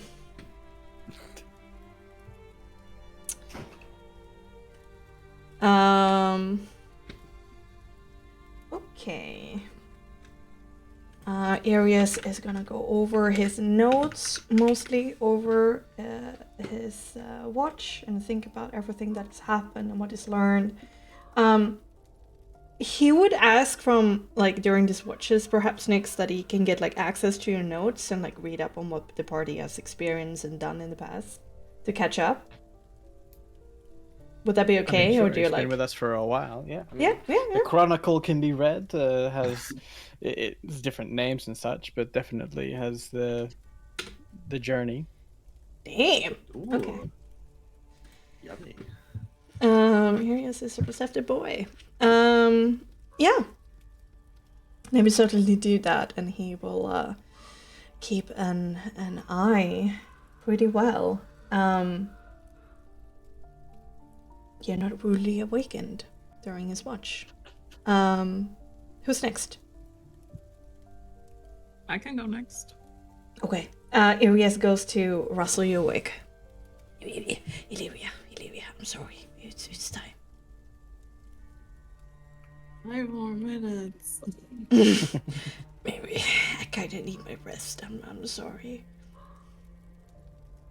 So Illyria crawls out of bed and So can you please tell him to wear some more clothes while he's sleeping? This is hard to ignore. And he looks away. Like, oh, yikes. you. Yeah, you scramble out of the tent. And as you kind of like, rubbing the sleep from your eyes. So, I haven't seen any bats around, but I have this ominous feeling. It doesn't feel the same. I don't know. Nothing happened, but I'm quite worried. Yeah. Hair is on end and stuff. But I'm sure it's Oh alright. shit, I forgot something. It's just my nerves, I think. okay. Well, I go night night. Good Take care. night. And Arius settles in. 18. What do you wanna spend your watch doing?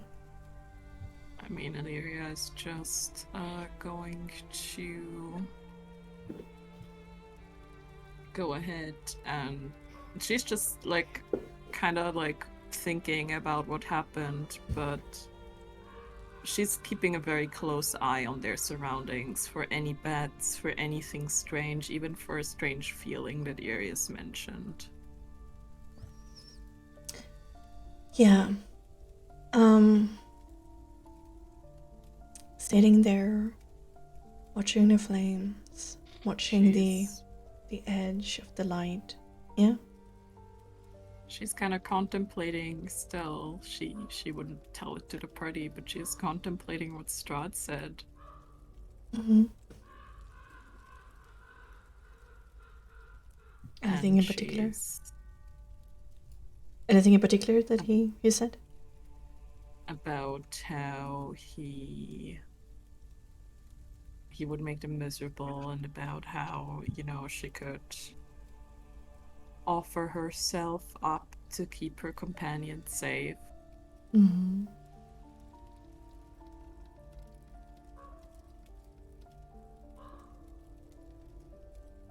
Yeah. That's a heavy place to be. It's not your fault, but feels still kind of like your fault. And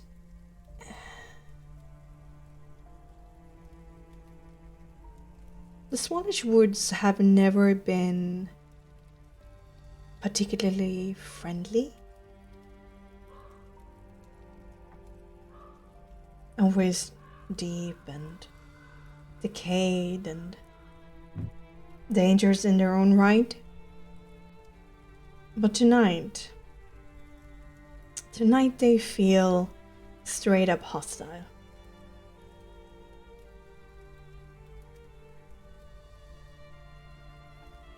No matter how much you keep an eye out and tell yourself that you're okay, you don't feel safe.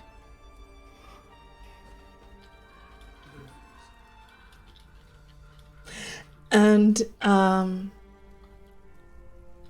half an hour or so into your watch,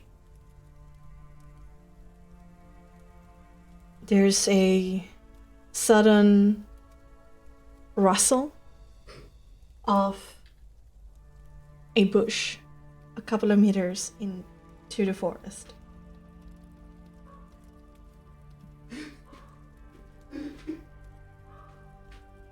Alira immediately kind of like whips like her attention towards it, kind of like one hand on her rapier. Mm-hmm. You wait. Bated breath.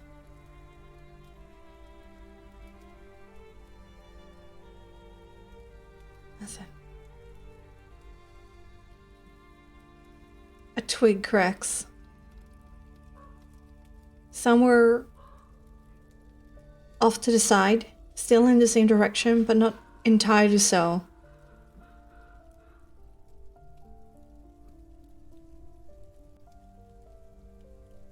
Nothing.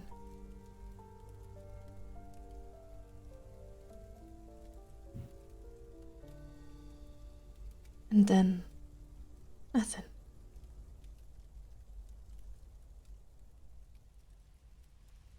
And nothing. Lyra kind of gets up, hands still on her rapier, kind of goes a little bit towards the direction. Mm-hmm. Looks around.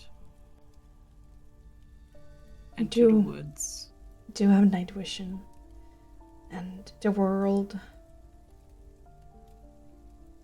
is full of shadows because it's dim light for you and it loses color, the vibrancy. And you squint and stare as far as you can. Nothing.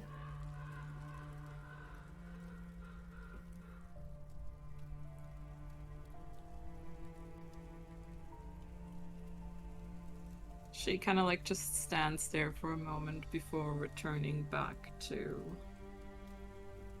where she was and finishing the rest of her watch. Mm-hmm. At irregular times, sometimes after each other, sometimes after 30 minutes of silence, there is a point of noise that you can hear, but it's outside of the camp. And it always leads to nothing. And you can't see anything. Mm-hmm. And it keeps you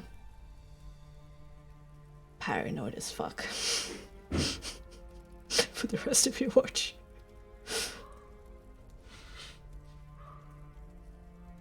Okay, she finishes her watch and wakes up the next person. Mm-hmm. Jibkos, next. What's next? I can go because I have dark vision. Jibkos does too. Oh. Minotaurs do? Interesting. Not Minotaurs, but Revenants do. Oh, Revenants do. Okay. Yeah. Oh, then whoever Illyria wishes to wake up is fine. I guess she's gonna wake Jivkos? He'll just be sort of against a tree, like he'd been sitting normally, and then it just kind of everything relaxed, like there was no tension in him. Yeah. Mm-hmm. Yeah. Oh. Illyria will kind of like go up to him and be like,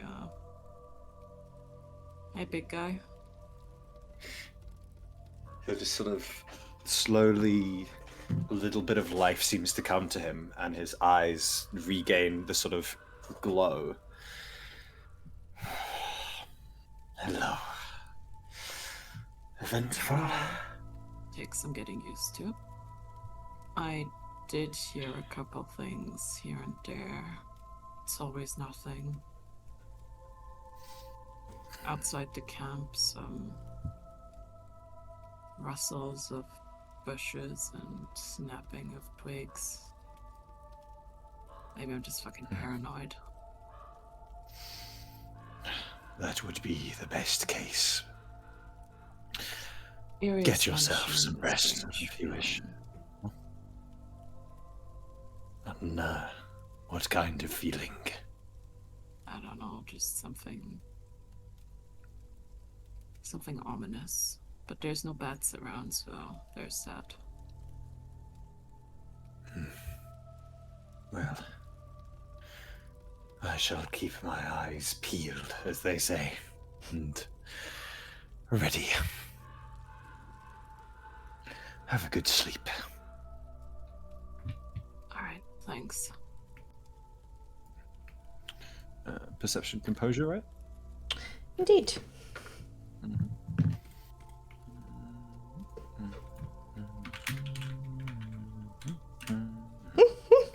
That is a 13. 13. Okay. What do you initially begin doing? I'd say once Illyria's sort of gone off, for a few moments it'll just be quite a quiet contemplation until he sort of realizes the thick, sort of coagulated black blood on his claws and goes to sort of wipe them off on the grass. And sort of in this sort of contemplation, he like pushes against sort of where he had already dug into himself accidentally in sort of his own restraint and just sort of prod at it again and then prick at it ever so slightly just to see if it is indeed as it is. And there's almost no feeling as he does it again and a little bit more comes out. And he'll just sort of play with it between two of his clawed fingers and just look at it.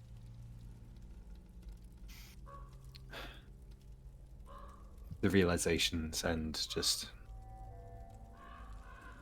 everything playing on him quite hard, but he's here to look out for his new party members, and that he will try and do to the best of his ability.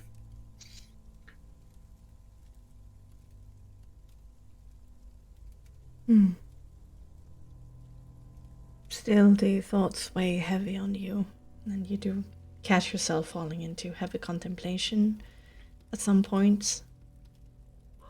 Whatever Illyria was talking about, she might have just imagined things, or she's just not hearing it because it's very calm.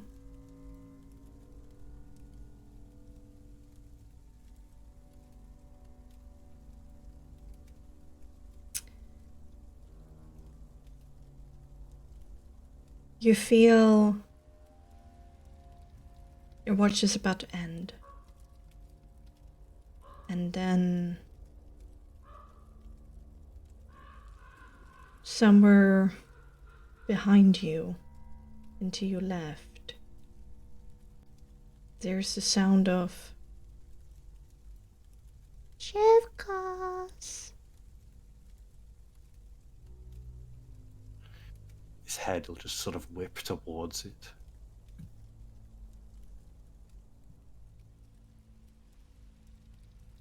Can you see anything? No. He'll go about like 5-10 foot that way. Mm-hmm. The voice was perhaps 10 meters or so behind you. Definitely had a source. He'll sort of go softly and just sort of... Who is it? Give me a perception intelligence.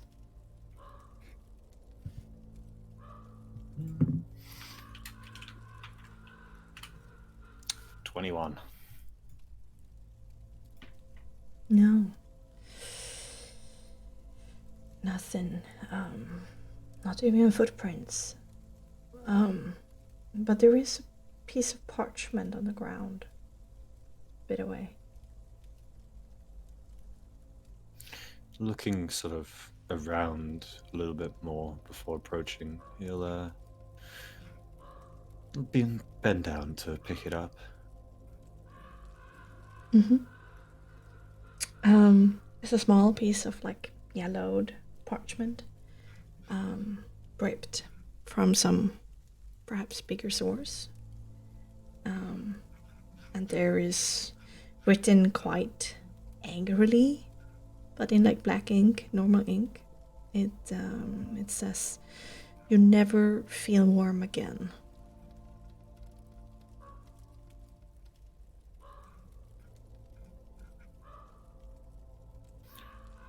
He'll stand there for a minute or so, reading it. And not just sort of physically, sort of in his head, over and over.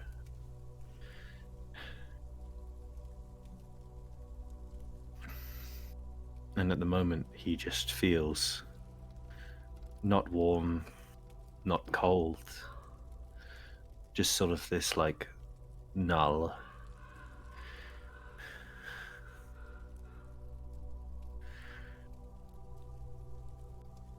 And he'll just sort of fold up the little piece of parchment and stow it away before returning to the camp and to his watch. Now sitting closer to the fire, to what was the fire, because now it'll just be embers, I assume, and he'll just sort of lay his hand over the top of it by like a bit, and then, if it's not too much, sort of fully put his hand on top of them. Yeah. Like there's certainly an aversion of not wounding your physical self because you feel like imminent structural damage is on the horizon, is a possibility. But you don't really feel the warmth. Not the pleasant aspects of it.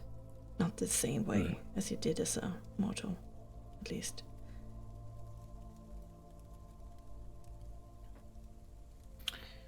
Depending on how long he has left in his watch, he'll just sort of leave it there in the coals. You take, burn damage, temporary HP kicks in, burn damage, temporary HP, burn damage, temporary HP. Yeah. Exactly. All right.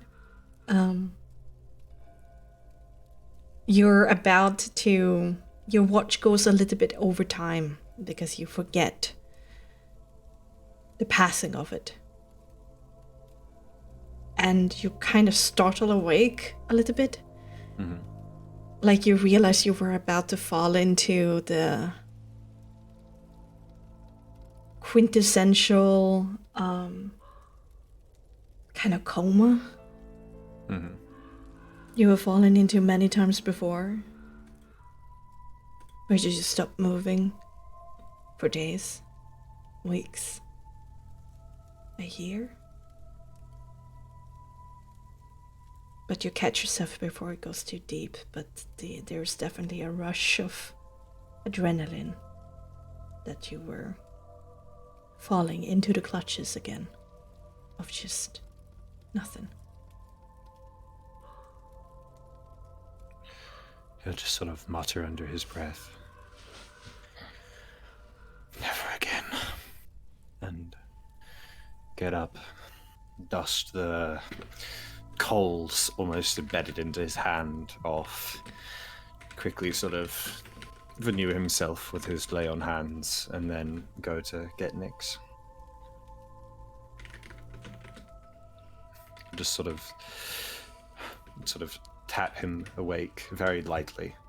Just sort of, Nyx. How's my hair? Please. How's my hair? Fine. It is time for your watch. It appears that the forest is playing tricks on us. But I believe it may only be the forest. Good to know. Ignore all and anything. But keep a lookout. I'm on it. It's almost dawn, so it shouldn't be too long. I'll give you time to look at yourself in the water, perhaps. I don't recall there being any water around here. Maybe fetid puddles, but I'm not sure I you could brought always a look at nearest myself rifle. effective. I'm not sure if you think I'm not that vain. He adjusts his hair directly after saying it. He'll just sort of shake his Illyria, head. you get a feeling like you need a cough in your sleep. He'll just sort of shake his head and trudge back to his to the tree and fall back into his slumber. Takes you a moment though to accept it this time. You need it, but it doesn't feel It right. feels good to sort of control it before letting it take over, to show that I'm sort of not embracing it like that. Indeed. Thanks. Give me a perception composure and tell me what you initially planned to do. 11. So many questions to ask. Oh. But only one question per day. And it's only also limited in time. You can't ask questions too far into time. No, I know it's a present thing. You bring up the deck, and he thinks about something profound and something necessary for the group, but can't help but go back to what Jivko said, and he asks the deck, "Am I really that vain?" Oh my god. He's answering those fucking questions, like, dude. It's so vain. This motherfucking kid. Oh my god.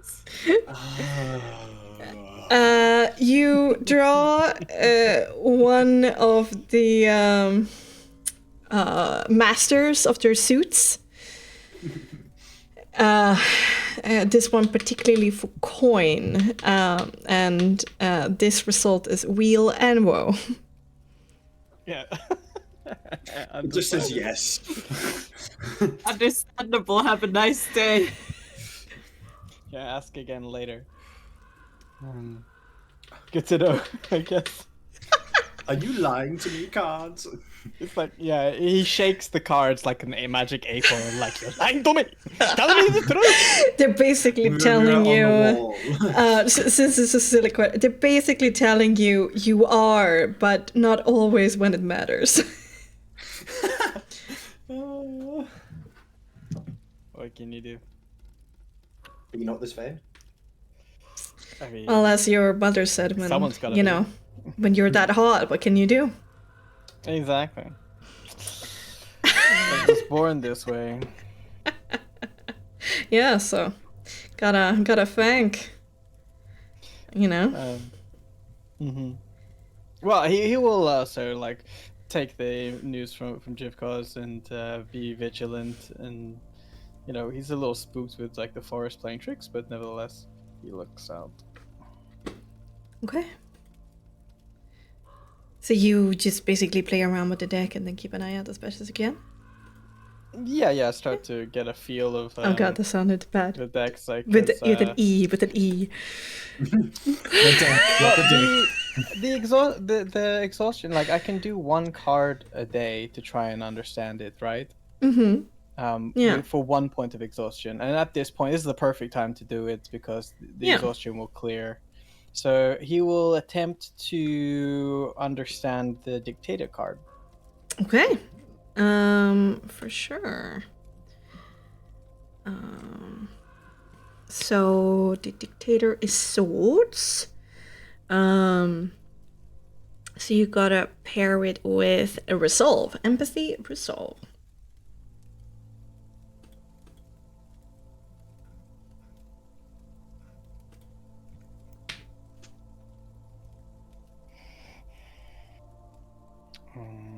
Okay. It's a 10. It's a solid 10. 10. Sorry. Epiphany is not upon you like yesterday. Your third eye open, but it merely bleeds and your head starts hurting. I think like the third eye opens and does its own sort of eye roll to the earlier question. We get something in the eye and it's like trying to blink it away, but it can't. Okay, that's everything I do. Okay. Sitting there and watching out for danger. Time passes. Give me another perception composure. Me? Mm-hmm.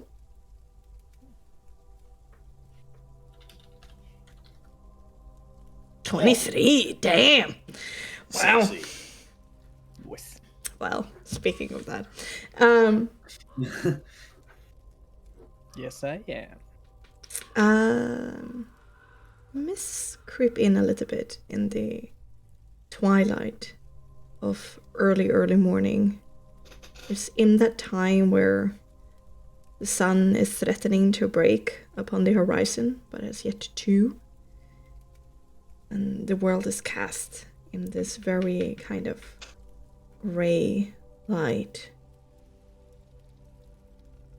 As when the mists get a little bit heavier and starts approaching the fire, however, by now just dying embers. And separating itself from the mist over the course of perhaps a minute or so, taking time to form, is like takes a second or two before you recognize it, but you do pay attention to it quite rapt. There is a feminine shape in the mist, just a couple of meters away.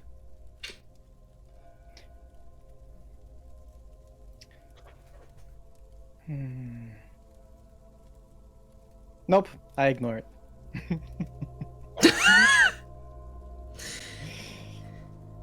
What? Just because I see something doesn't mean I want to follow it. No fair. I mean, in the beginning, it's not doing much, just being there. Does it look? I look at it on the out like peripherals, like give it the side eye, give it the side eye. Like I know this forest can be fucky. Does it look to me like it's corporeal or just looks to be bullshit? Well, it is an outline completely made out of mist within the mist. So some people might have actually like missed it because because it is so easily obscured. But when it begins to dance, it becomes quite hard to ignore. And it's a Vistana dance. A Vistana dance. And it's silent. There's no like features on the face. It's just this feminine outline, just in a pretty intense, fast-moving Vistana dance, just to the side of the camp.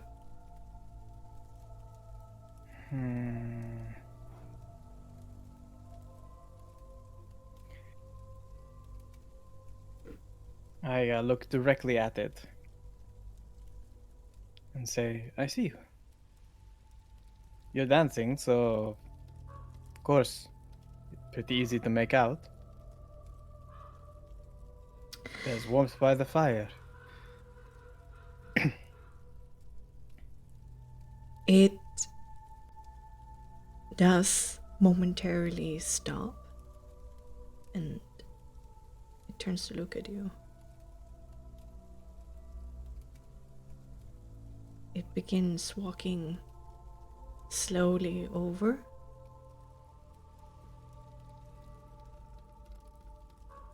Until it stands beside you. It reaches out a hand, as if it's asking you to dance with it. Sure. Why not? Let's dance with some weird illusions of my mind. It's not like I'm vain or anything. I'll dance with it. Damn. Like nobody's Okay. watching. All right. I want to dance with somebody. You know the dance. Is one of the more fast-paced and passionate dances of the Vistani. It's a little bit weird to do it without music. But you're good at these things. So you manage. It is also weird when you have to reach out and, touch it. Because of what the dance require. Is Nyx cheating on me with some weird mist creature? Yeah. It's just a Sorry. dance. I'm gonna go back into my corner now.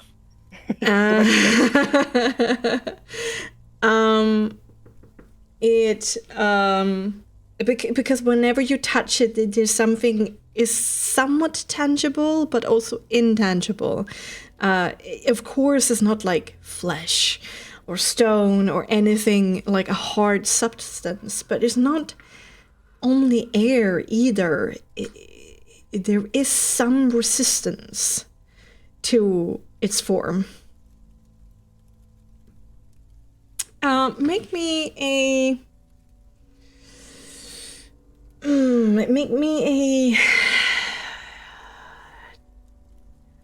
Vibe check?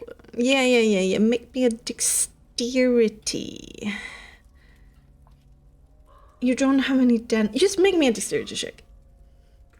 With don't have any what? advantage. Dexterity check with advantage. Oh. You don't have any particularly like skills in dance in particular.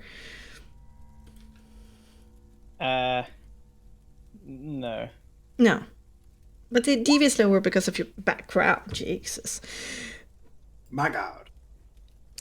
You dance well, what can I say? Your vain self is happy.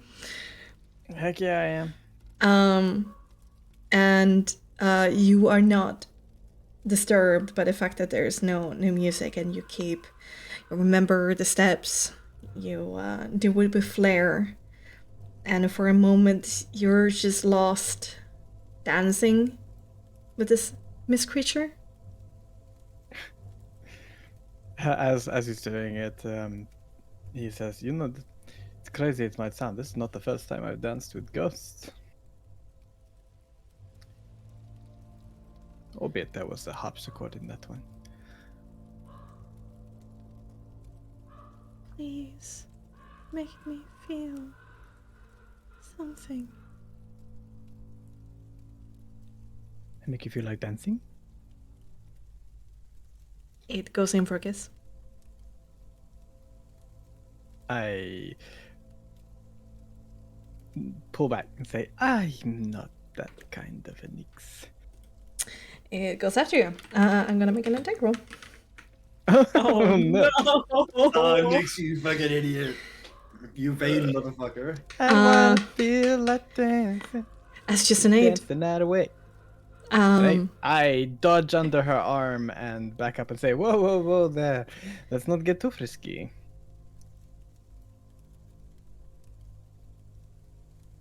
Kind of stops. Remains in place. For a moment.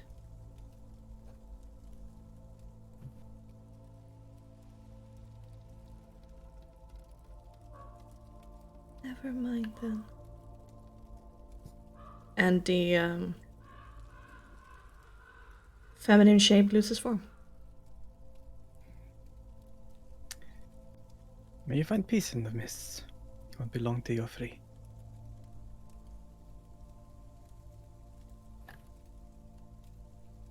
And go back and sit at the fire. All right.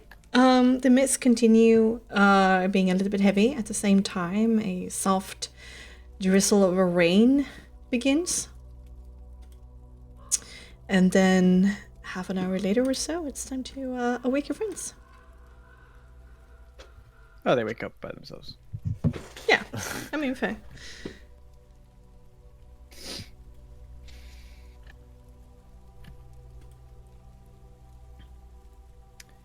Let's gather our things. We've got to keep that light under our buns if we want to make a good time, and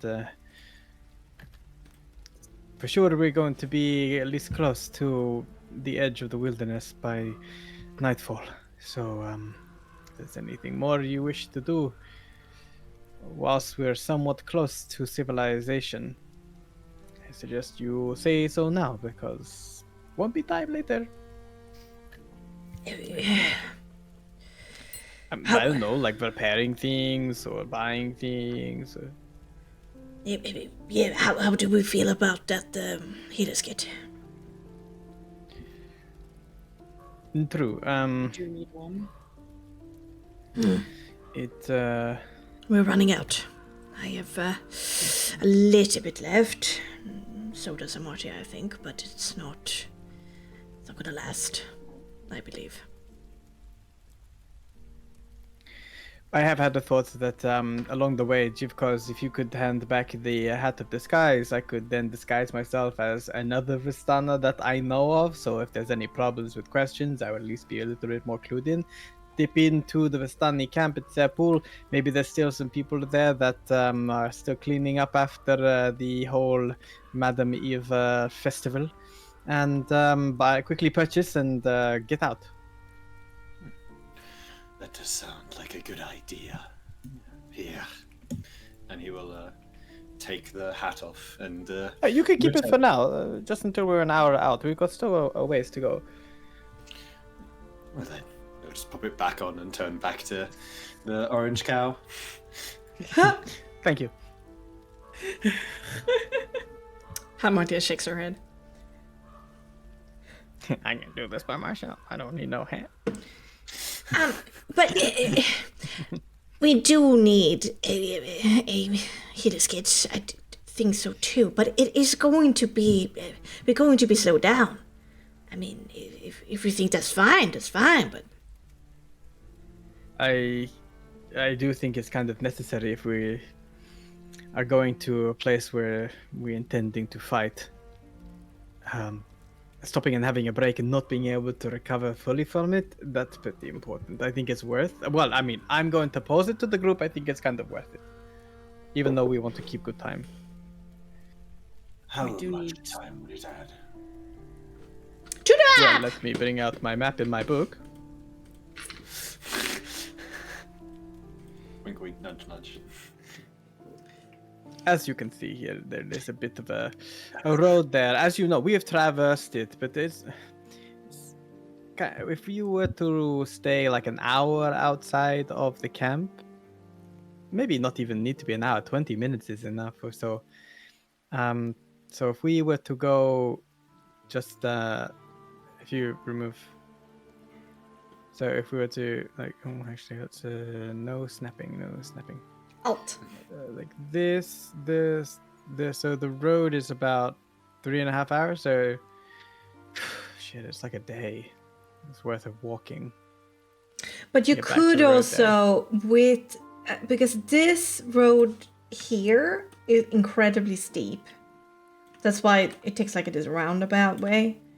But magically, you might be able to like make this easier.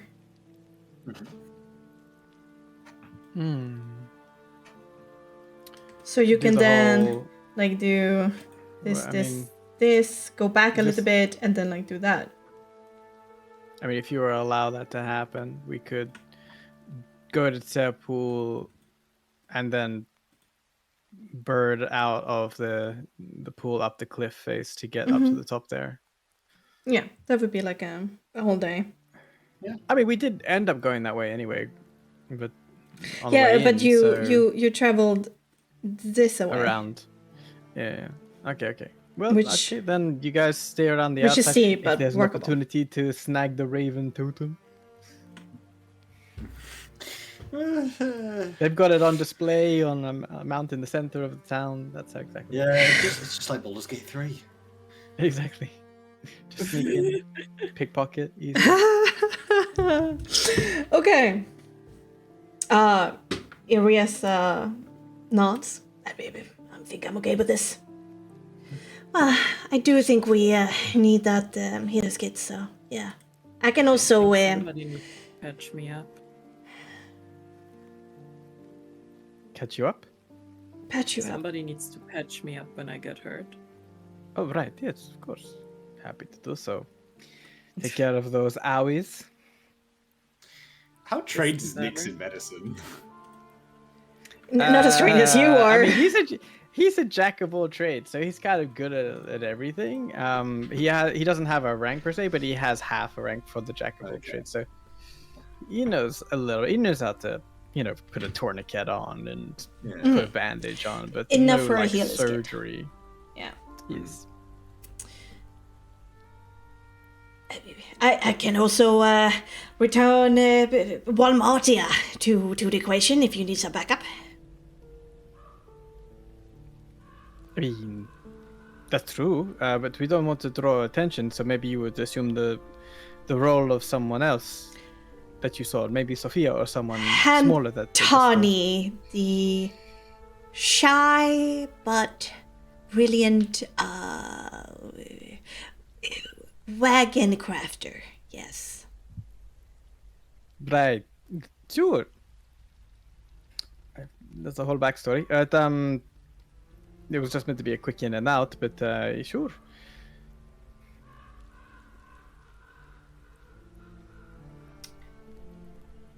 All right.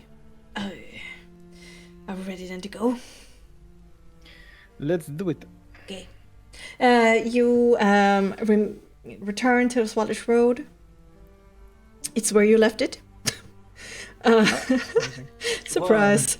And you continue traveling west down it.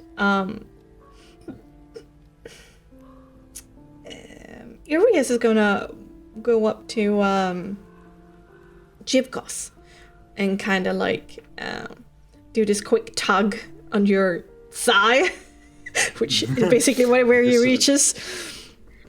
He'll just sort of first of all look around and then down. Oh, here he is. How may I help? Don't get me wrong. I'm sensing a bit of weird mood people find themselves in, including you. Anything happened? A weird mood? Eh? Gloomier than usual. There's also a heavier stink. I didn't want to mention because, I'm polite.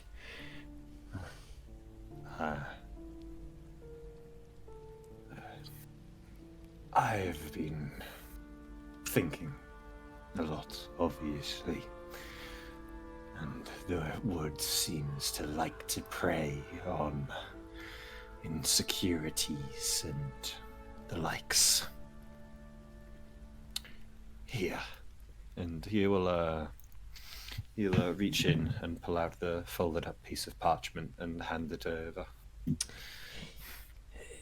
Well, that's fucking ominous. You could say that again. Did you see anybody? Were we watched? I didn't see any bats yesterday. No, it was so calm up until I heard something say my name. And venturing slightly out of the camp, I found this on the floor.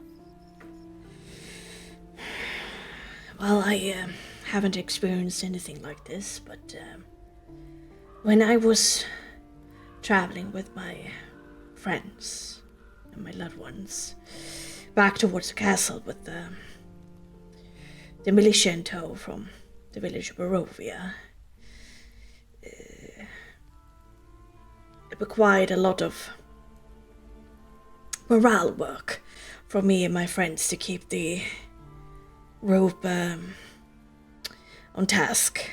There was some nightly events that also took place that rattled many of the villagers. The woods are indeed alive.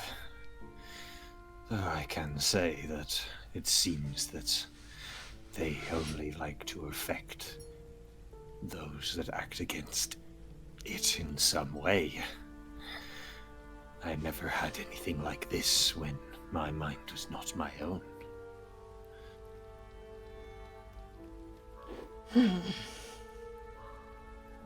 Yeah, and I never experienced anything like this when I was running around batshit crazy. It seems that perhaps upon losing protection, that might include whatever drives these mists and valley. Perhaps it is what they call Mother Night. Oh well, better steal ourselves in more ways than one then. I am sure you do not need much reinforcing with a will such as yours. I feel like everything that has happened and everybody that I've lost and how I wallowed in my own self-pity for a while.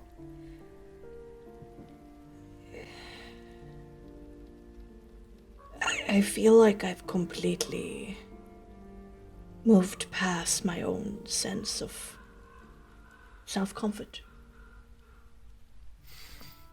It Survival. is hard to find comfort in a place like this, but you are strong. You are not broken. You may be held together by those that you have lost, but they are here. And they, I am sure, are watching. Yes, but I think the party helped me realize was that with these friends, these new friends, is that my life isn't my own anymore. I'm in service of those who didn't make it. It sounds like you must pay your debt then, and take back your life while you still can. Indeed. That's why I think they need us more than ever. I agree. I just hope that I will have a chance to have my own life for at least a small amount after this has all ended.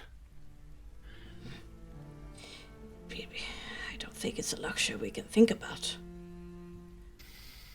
It is still good to have hope that drives you.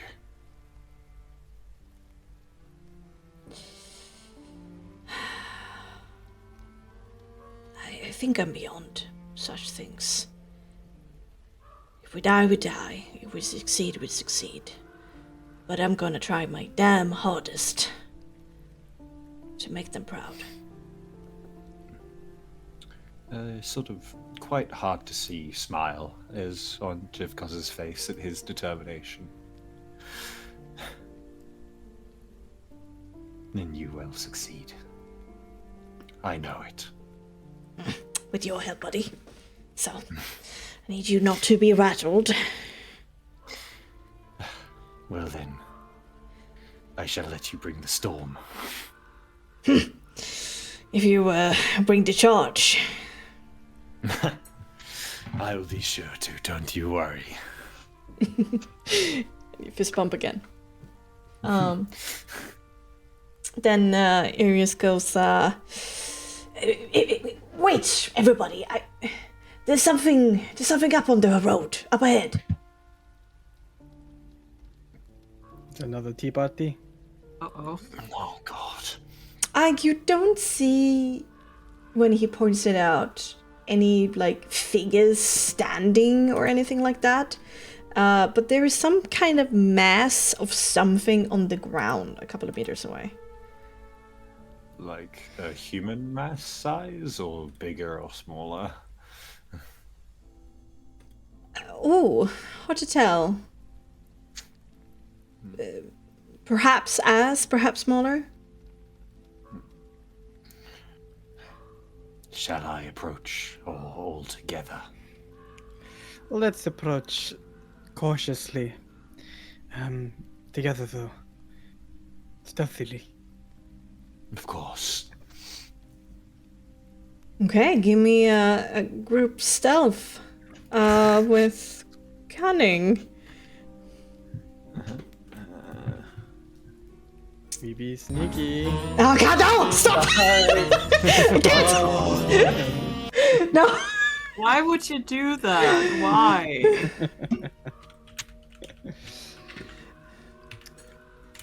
That is an 8. Okay. I'm not a stealthy boy. That's a nat 1. Oh god. Well, somebody do Hamartia? Yeah, I can do. How about do Arius? If it allows me to. Oh, damn, her fucking thing's high. 18 for Oh, Hamartia. god. Oh no. Yeah, she's plus fucking 9. Okay. Well, A very average group roll. alright. Let me move you away. Shit.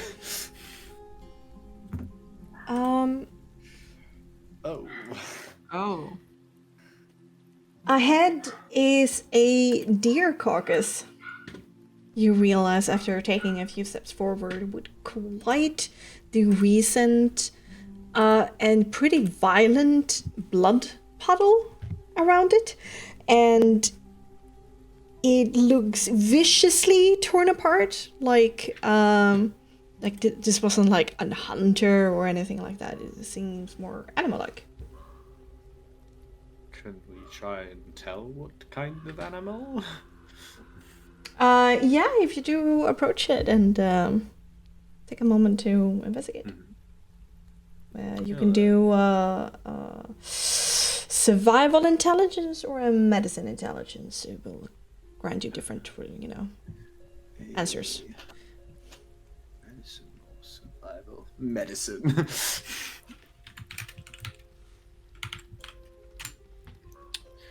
11, not good.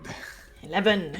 Well, whatever tore it apart definitely had canines.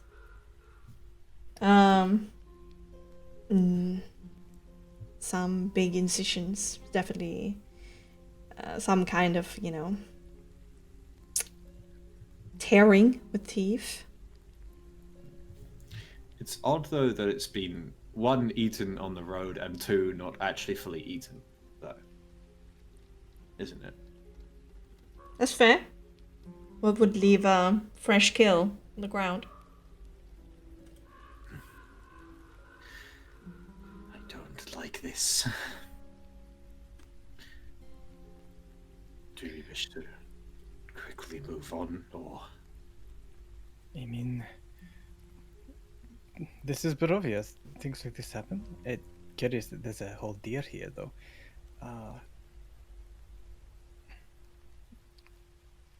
Wait, Rustle in the bush, dirt suddenly being moved to the side, a strange gurgling sound, and a high-pitched screech of several weird, flashing, dark figures suddenly begin rushing towards you. You're surprised. Oh fuck! Nosferatu. Everyone on tonight's episode right there. yay! Yay! That's a lot So- more fun than wolves. Oh no. I thought it might be wolves. This is so much worse.